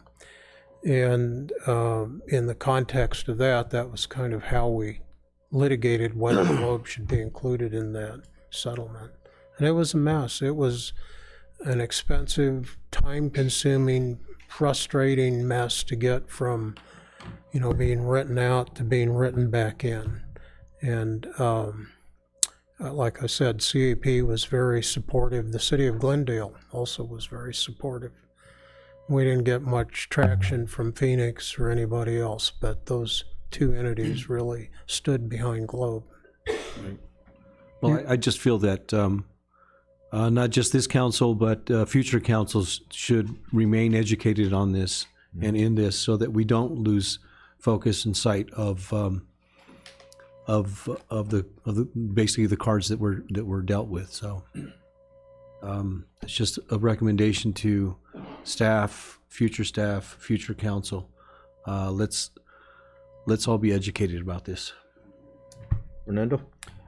I've always had this understanding since I've been affiliated with the city that 2,500 acre feet is paper water, which means legally we're entitled to it, but it doesn't necessarily mean it will be there.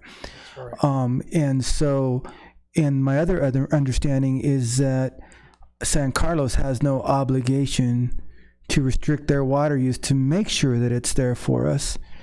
And then I have a question. So I don't know if that's accurate or not, but then my question is, do they have any obligation to ensure that the quality of the water is good? So I know that now there's residences above the aquifer, and so can that contaminate the aquifer, and is there any obligation to make sure that it doesn't? Well, it's fairly deep water.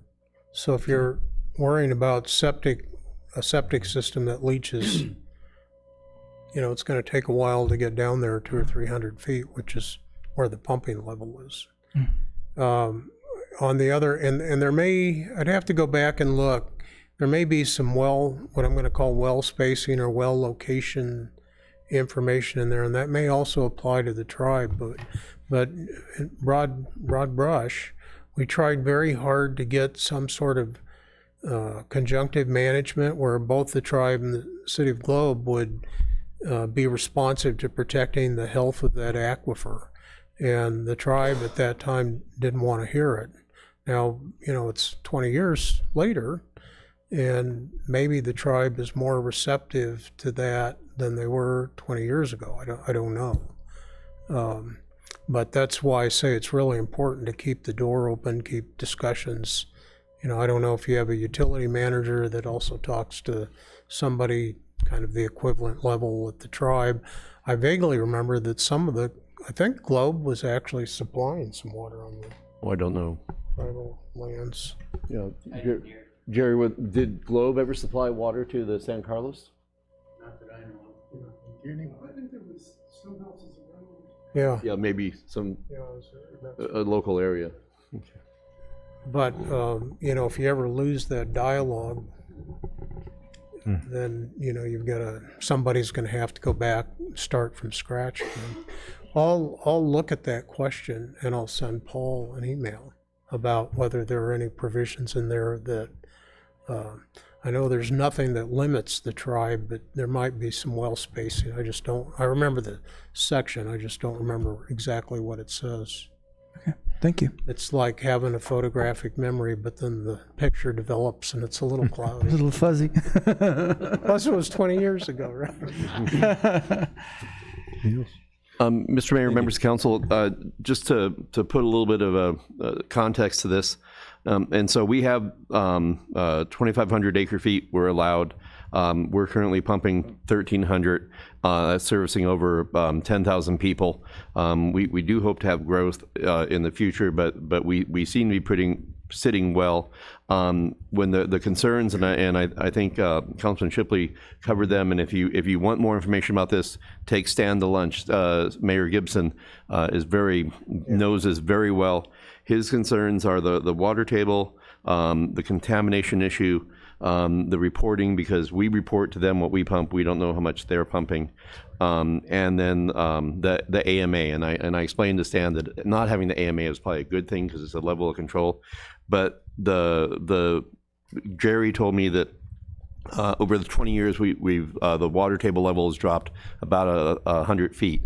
And so it is pumping, and so recharge is the most important thing for the future. And we kind of had a slight conversation on recharge and whether with the, I think we're making strides with our relationship with San Carlos, and we're working together on things. I think that conversation in the future is the level and the recharge and what the future is, not on our right to pump, but will there be water there to pump in 40.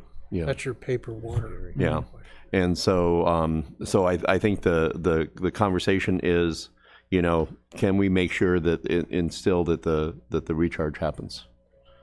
And so I don't know if there's any. That's just where I'm at on this, and just want to share. Back when we negotiated that right of first refusal for 980 acre feet, the hope was that the San Carlos tribe would get their diversion facilities up, maybe take it out of the Black River, over that rim that's there, and then Globe could kind of piggyback on that, maybe use that 980 acre feet to recharge that Cutter well field. I just thought of another question, if you don't mind.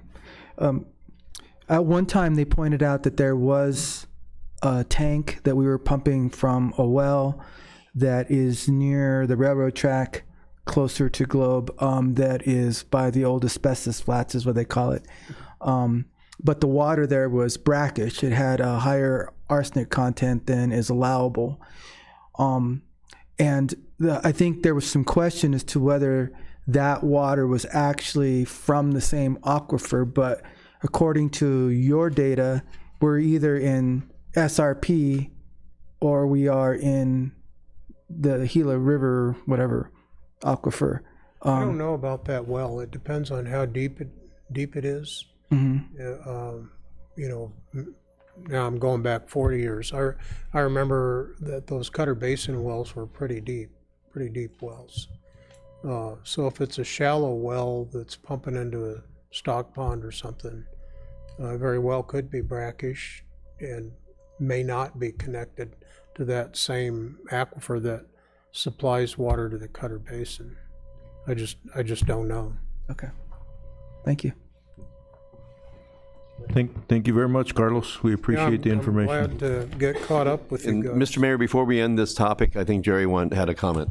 I just want to, help me if I'm wrong here, Kenny, but this, we talked about the Alicio wells, and it actually is in the same aquifer. It's just a higher tier on the aquifer, and it's brackish water over there. It was going to cost us too much to treat that water, and Kenny's day, we shut them down anyway. But it's in the same aquifer, it's just on a different tier. I think the wells that are on this side, yeah, so the stuff that was on the other side of the highway had some arsenic issues, and then the stuff in the Cutter well is pretty clean water. Jerry, there's a Stephen well. Told us that there was a sandbar between Cutter Aquifer and the Lisa well. Yeah, and that's what holds it back. That's what holds it back. So that's a different aquifer. So I do have a question while I'm up here. Sure. My concern is kind of like Councilman Shipley, that it's not the 2,500 acre feet, but it's the loss in the head of the aquifer. In other words, we keep losing it at the wellness of the aquifer. If the San Carlos has control over the groundwater, as in what they're proposing right now, do they have the right to divert that water anywhere they want? I'm going to look at that question. Well, I'm going to tell you yes, but it's a qualified yes, because this is kind of a different section of it. And go ahead and come back so we can get you on camera. Now, I thought I was free. So I was less concerned about the testing and so forth, right. But more concerned about diversion, because that would, that's Yeah. what goes into our aquifer. If they put down a big well and started pumping it, they could pump the bottom out of your wells. And the problem that I see is that there isn't an alternative. I mean, what do you do? Well, And- we've seen that over the last 20 years. Right. We've lost 100 foot ahead, and we saw a huge difference the year they put in the casino. Right. I And believe it that. wasn't the casino, it was the golf course. Right. Well, and they ought to be using yeah. wastewater. Exactly. And so They as don't. as part of that settlement, and I'm doing this from memory, from the 92 settlement, I think they were supposed to adopt a groundwater code that was kind of this, not necessarily the same, but had the same kind of overall restrictions as in an AMA. And whether they ever did that is anybody's guess. But then the question is, how would you ever enforce that? I mean, you Yeah. can't take them into court. So so that's another question I'll look at. Okay. The settlement. Okay, thank you. Yeah, can I say one thing more? Yeah, no, go ahead. So the U of A, you're the one that told me about this. The U of A and BHP, Capstone, I can't read all that, but and Globe, it says Globe right there. So they're working on this water handbook for the Cobra. Anyway, and if you dig through that, there's, I mean, it's only 20 pages, and there's some information in here on that's you're Jerry, right? Yeah. Yes. Okay. What Jerry was talking about, you can see these hydrographs where the water level was just, you know, it went down very fast when the wells were first pumped, which is normal, and then kind of leveled out, but not really. It's still trending downward. And so at some point, you hope that it either intercepts enough recharge to keep water in those wells, or you got a problem. And so this is out there, right? Yeah. Yeah. Is And, Mr. Mayor, this is the U of A project that we participated in. The round 2 is coming up. And I was trying to find the date of that next meeting of that, but I'm attending, I know. Anyway, yeah, thanks for telling me. Okay. No, that's, thank you. So, Thank you very much, Thank you Carlos. very much. thanks. Excuse me. And Mr. Mayor. Mr. Mayor, I think we have one more question. Paul, do we have access to that pamphlet? I will. Yeah, get- Paul told me it was online, and I found it. I downloaded it. Okay. Yeah, so I can send it out and the invite to the U of A process, and I'll send that to all council. All right, And thank you. and the only other question is there's any follow-up questions from council or presentations on wells or status? Like, you know, we think about it now, we can do it later, but it seems like this leaves us with, you know, if there are questions more specific about Jerry, about Public Works and the well system, you know, our stable of wells, we can come back to council with that. So Carlos, thank you very much for coming up. Heading home. Thanks, Okay. guys. Thank you. Thank you. Yeah. Oh, Better hurry, they close at 8. Better run. That was your 15, yeah. Thank you. Good night. So we go to consent calendar, and it's long. Matters listed under the consent calendar are considered to be routine and will be enacted by one motion, one vote. Public hearing items are designated with an asterisk.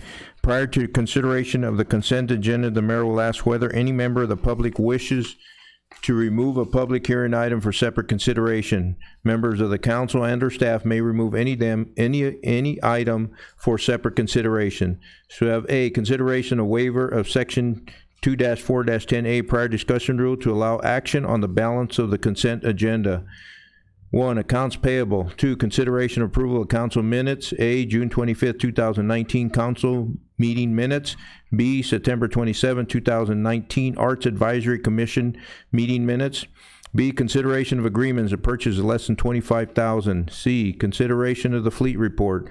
D, council ratification of approval of special event liquor license issued to the Cobra Valley Youth Club for the Globe High School reunion that will take place on October 26th at 1400 North Broad Street. E, council notification of approval special event liquor license issued to Cobra Valley Center for the Arts for the Bats and Broomsticks Bash that will take place on October 19th at the Train Depot, 230 South Broad Street. F, consideration of license and indemnity agreement with Safeway Incorporated for the use of store number 1274 located at 2448 East US Highway 60 for police training activities. G, consideration of possible direction to renew the recreational and public purpose access AZA 2677001 Round Mountain Park with the Bureau of Land Management for the use of Round Mountain Park and direct the city manager to sign all necessary documents. H, consideration of the non-fee facilities use agreement between Eastern Arizona College and the Globe Fire Department. I, consideration of non-fee facility use between Eastern Arizona College and the City of Globe Active Adult Center.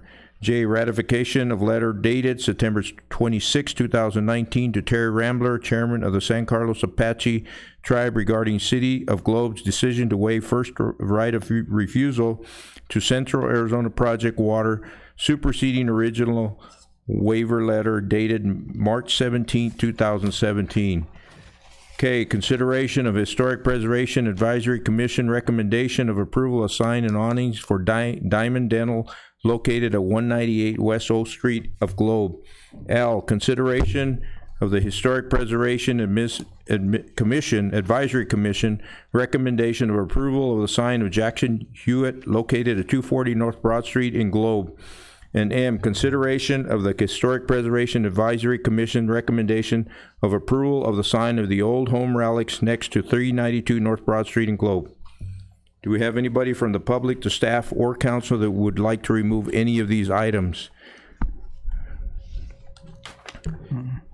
And before calling a vote for consent, I would add that we remove item L, which is the consideration for the Jackson Hewitt.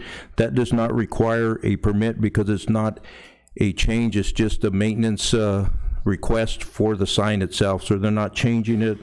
They fall under they're grandfathered under the old code where it's a larger sign, so we can't enforce the code at this point. So is that item being tabled, or? So it'll be removed, it doesn't need. A motion to remove and approval of council of that removal. Okay. So that'll be included in our motion? It'll be a separate motion, Mr. Separate motion? Okay. Yes. Yeah, so can we have a motion to remove item L since it won't need a permit? So moved. Second. We have motion and a second to remove item L. Any further discussion? All those in favor signify. Aye. Any opposed, nay? Any abstaining? Motion pass. I move that we accept the rest of the consent calendar as read. Second.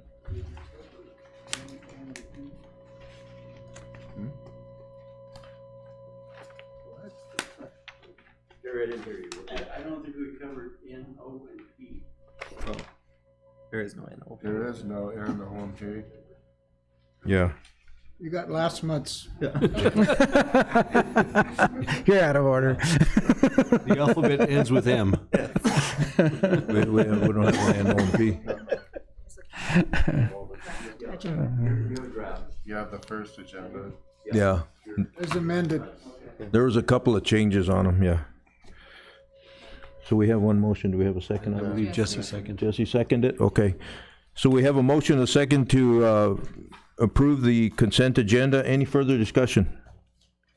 All those in favor signify. Aye. Any opposed, nay? Any abstaining? Motion pass.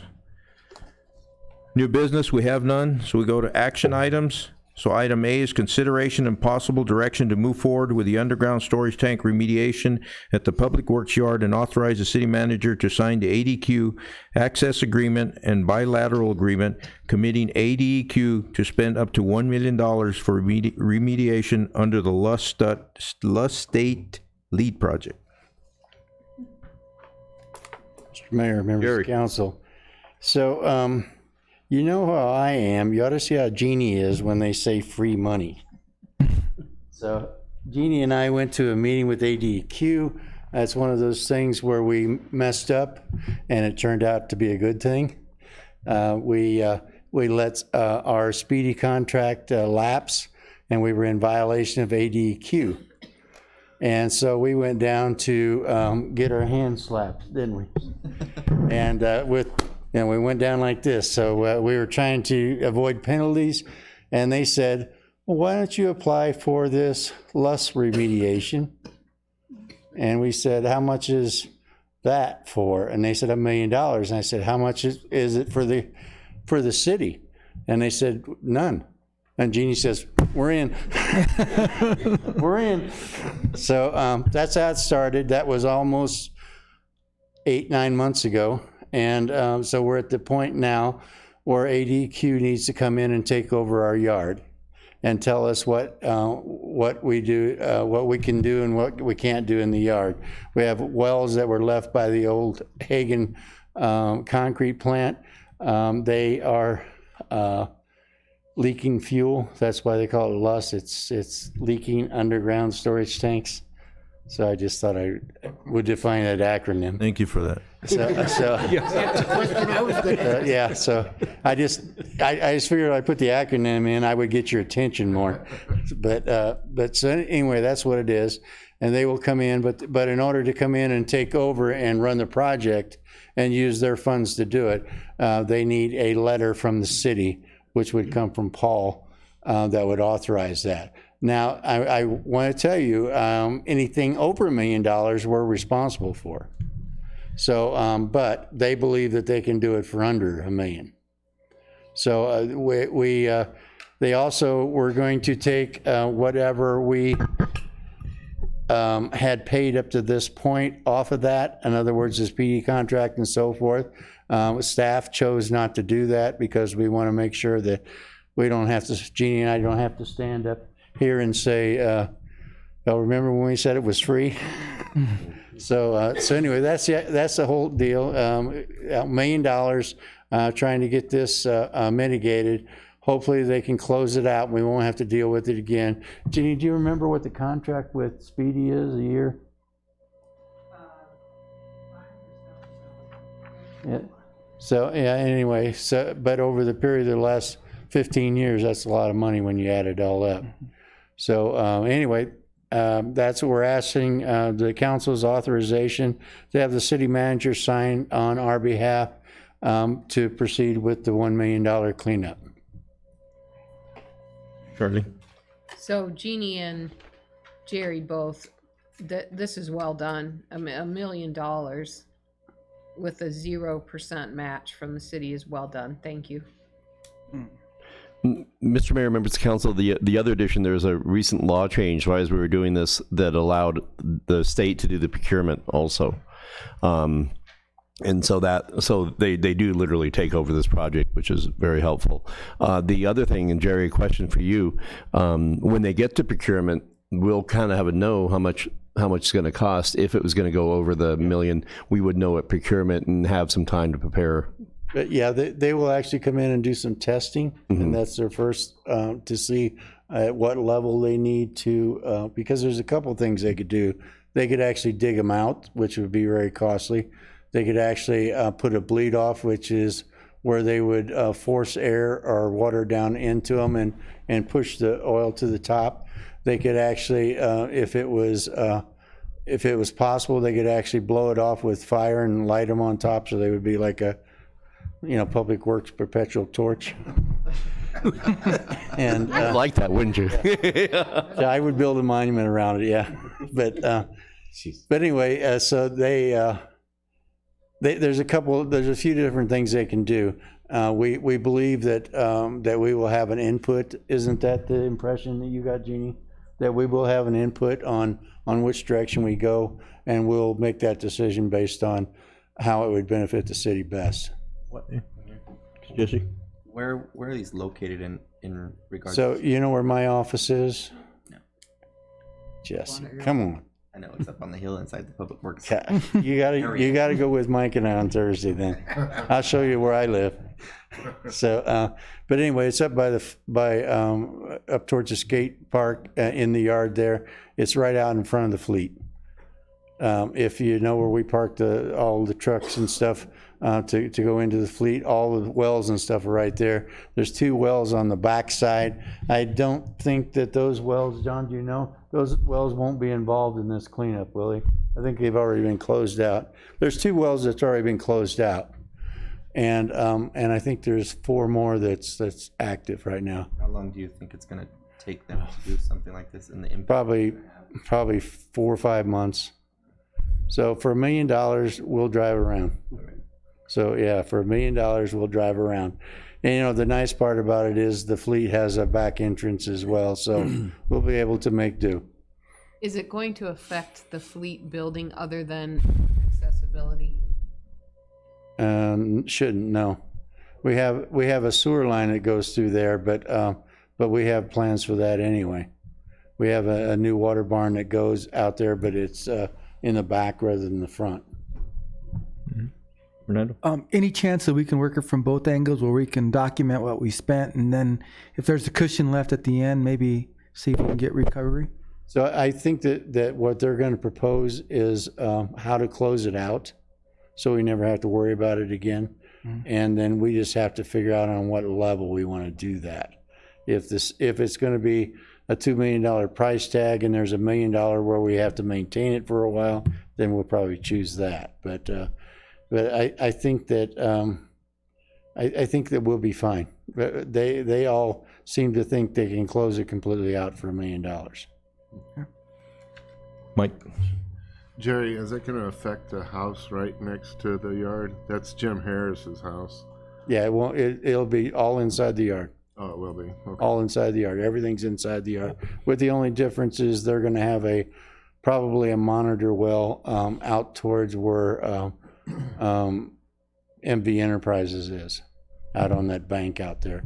They talked about putting a monitor well out there, and that's just so they don't get any bleed off through the shelf that's there. And they just want to make sure of that. So that's what they talked about. Jerry, I got a question. Just a history. How long ago was that abandoned, and what does that cost us annually to monitor the leakage on that? So it costs us, as Jeannie said, between $5,000 and $8,000 annually. We have spent probably another $100,000 in trying to mitigate it once before. We spent probably $75,000 closing out the 2 wells that we closed out, and that was all out of our pocket. So, you know, we've got an opportunity. So I think it's been going on, John, do you know? Roughly around 21 years. Yeah, so how long you been with the city? 23. Yeah. How many So he was a newbie. He was How just, many wells is it? I think there's 5 left and 2 that's already been abandoned. Is that right? Yeah. So when we monitor these as there was no sheen or no visible evidence of oil or petroleum, then we were able to put in to close them out.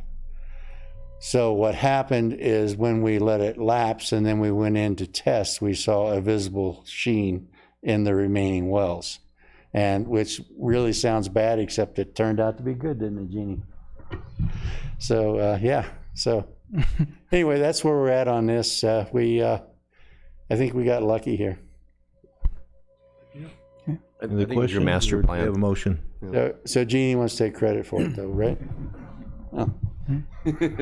Mr. Mayor, motion for approval. if there are no other questions or comments, I motion to direct staff to move forward with the underground storage tank remediation at the Public Works Yard. Authorize the city manager to sign an ADQ access agreement and bilateral agreement so the work can commence. Second. We have a motion and a second for item A. Any further discussion? All those in favor signify. Aye. Any opposed, nay. Any abstaining?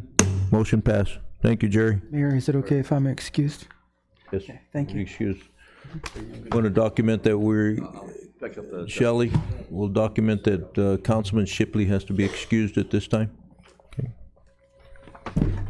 Well, I was just getting started, too. Item B, consideration to approve change order number 1 in the amount of $14,312 to provide 3 DMA legal descriptions, City of Globe, Town of Miami, and Tri-City Sanitation, and change order number 2 in the amount of $1,000 to transfer Apache Street to Tri-City DMA to contract agreement number C8-2018-0079 with the EPS Group. Jerry. Mr. Mayor, members of the council, this item is a change order to do the legals and the boundaries for the designated management area for the sewer system. And basically, the city is paying for it because we're the only ones that really benefit from it. Miami had their own DMA.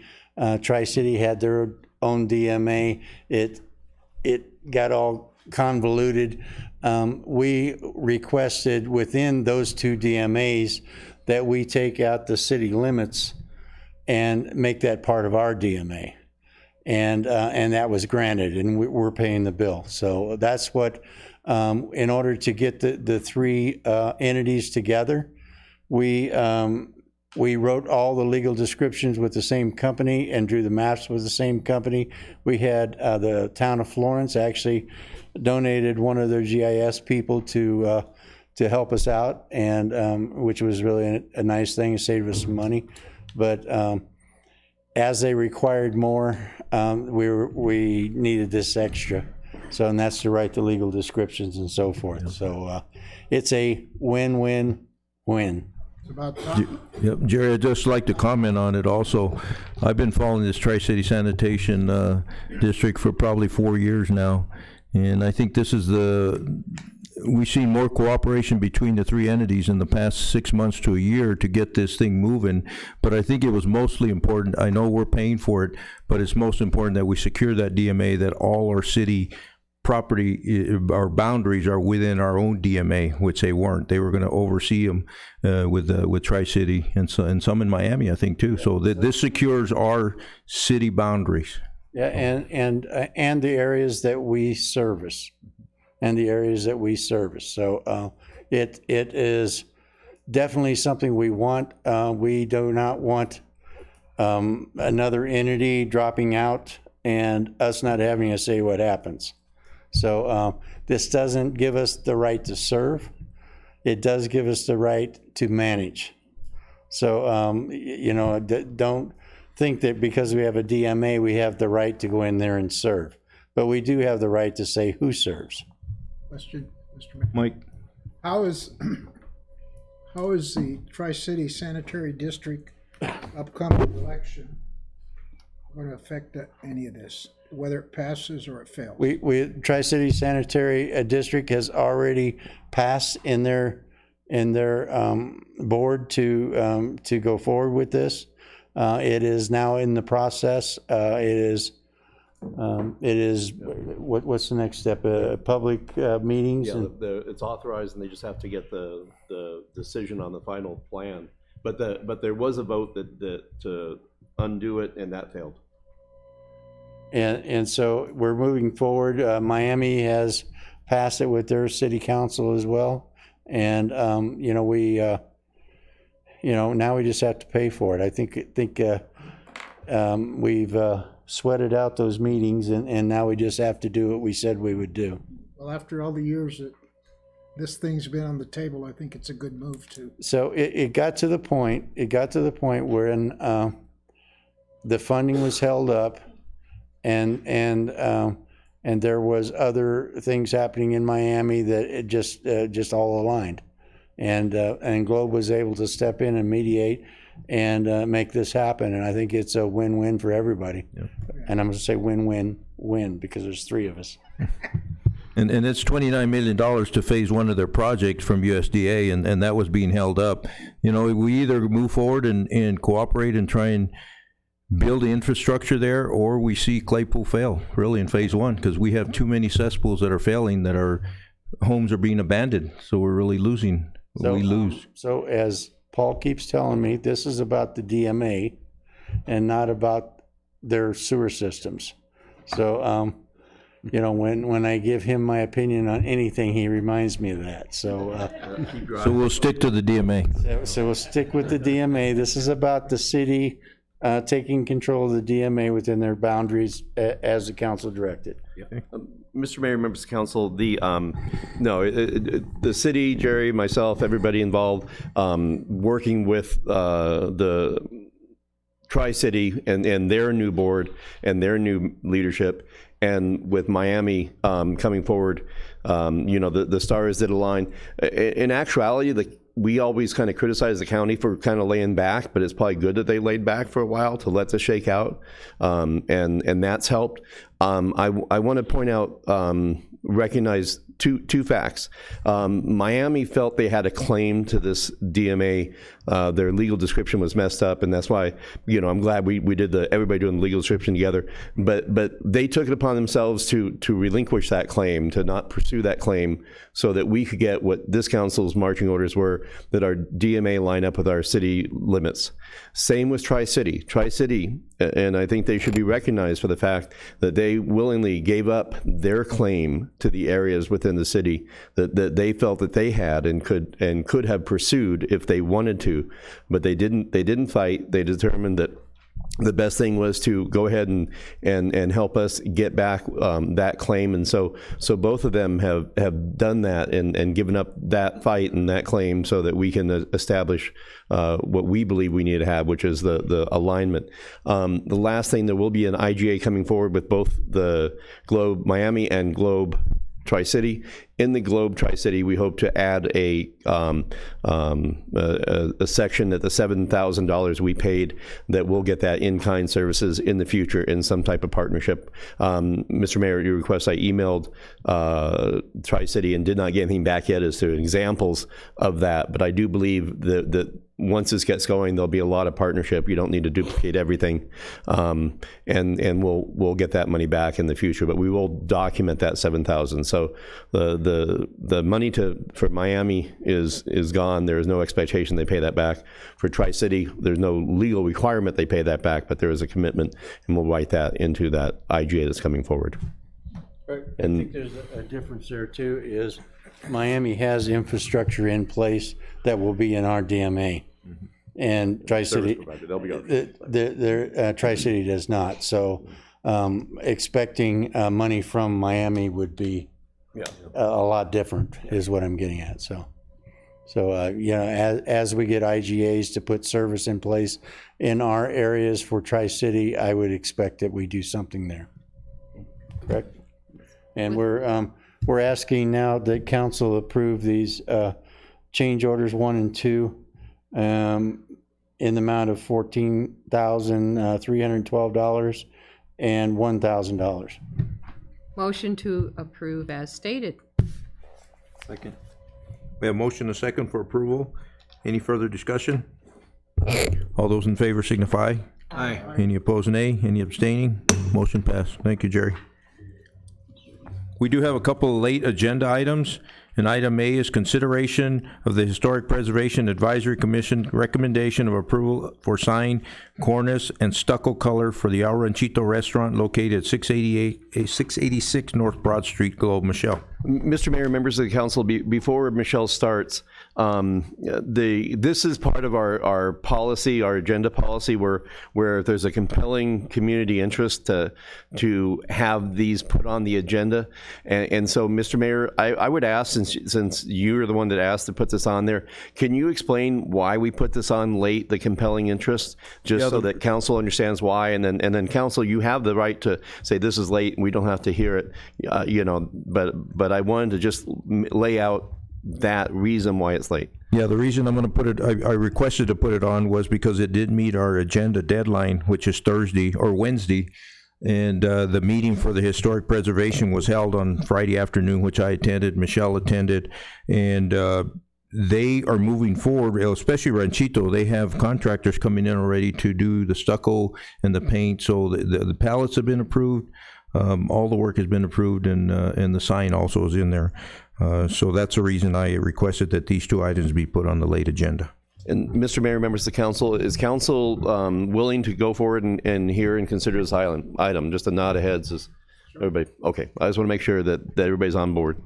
So. Okay, just quickly, the Historic Preservation did meet, and they are giving a recommendation to council for the colors for El Ranchito.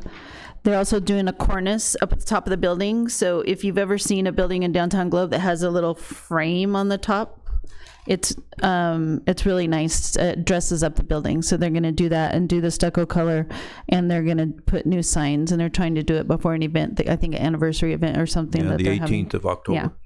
Yeah. And I really appreciate the family fixing up that building downtown.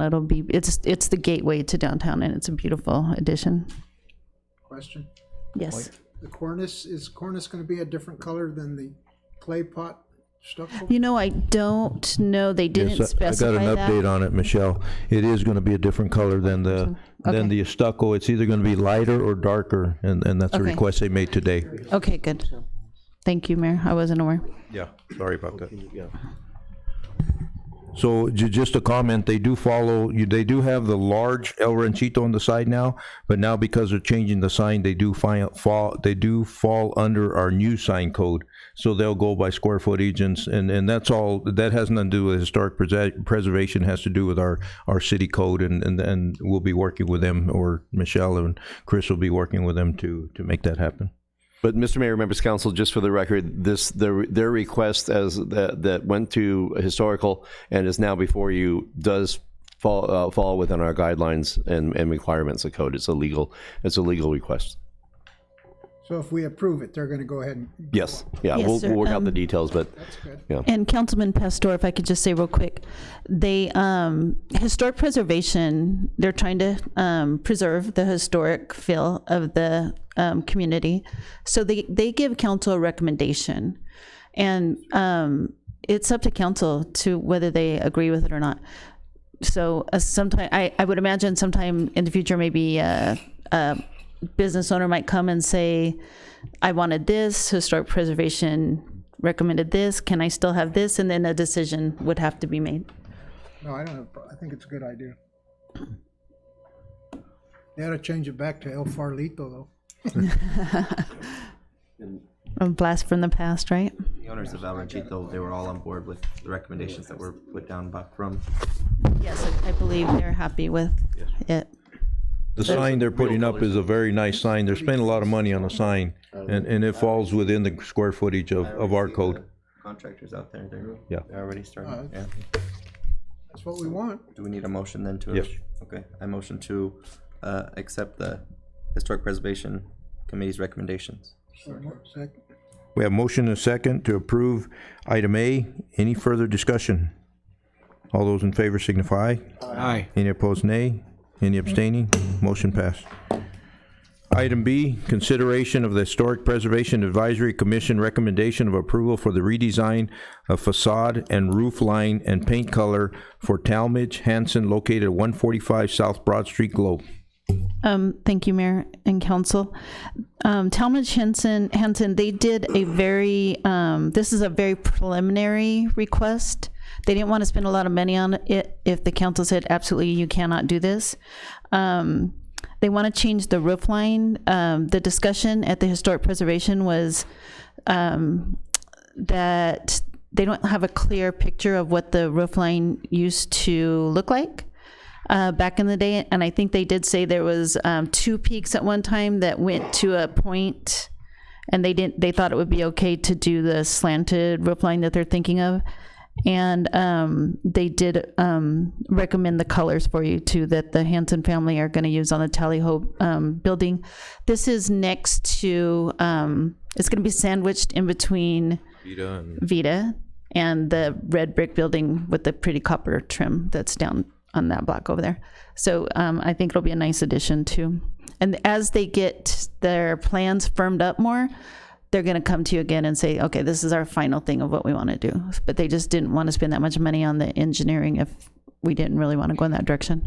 And what they're doing is also, it's kind of an oddball, that building, because it has a peak roof in between Vita and the other one. What they want to do is make that facade straight across, so it looks a little more uniform with the rest of the buildings. And then they're putting the arch windows, which is more uniform, and there's a picture right there, more uniform with the buildings with a Vita Cafe, on the top. So you see how the oddball peak, they want to go straight across from that parapet wall, is what they're doing. At the top of that, in the building there, the way that pitch is on the side, it goes down and leaks into their whole entire building. Does it? It does. I lived in the second apartment for some time. So this is a side view or? Yes, that's a side view. There's 2 apartments on top. That'll be the skylights will go.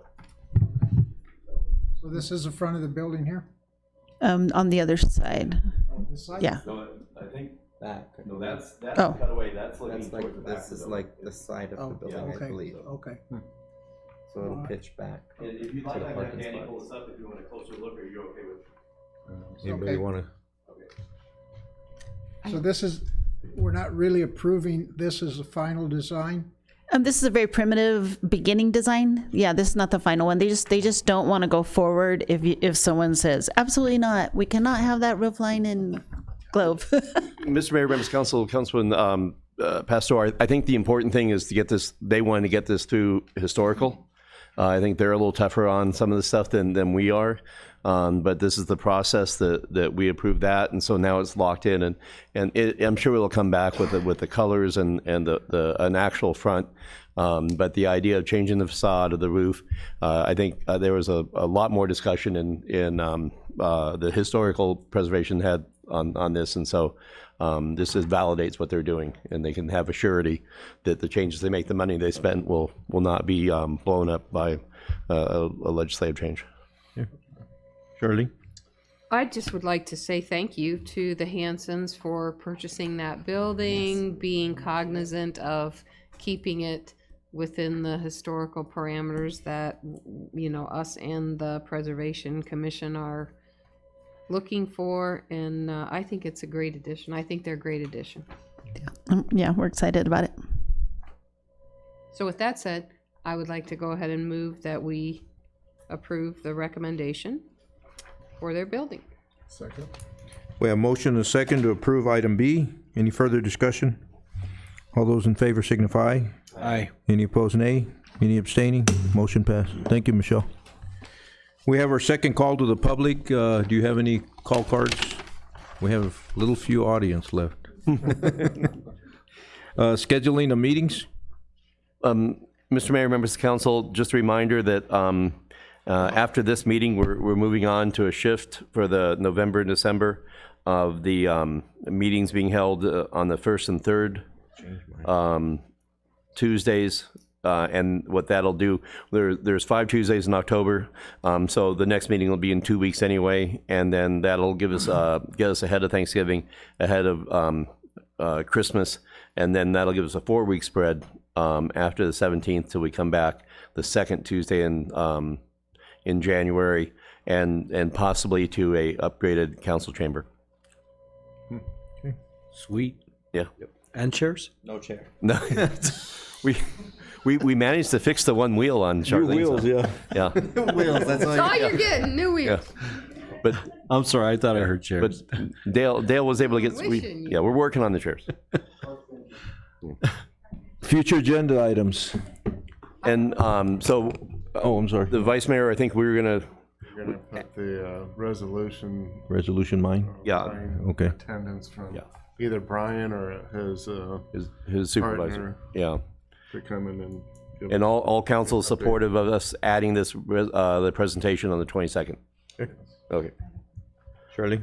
And I also would like us to follow, or staff to follow up on Carlos's suggestion for an amendment to that document dated 1999.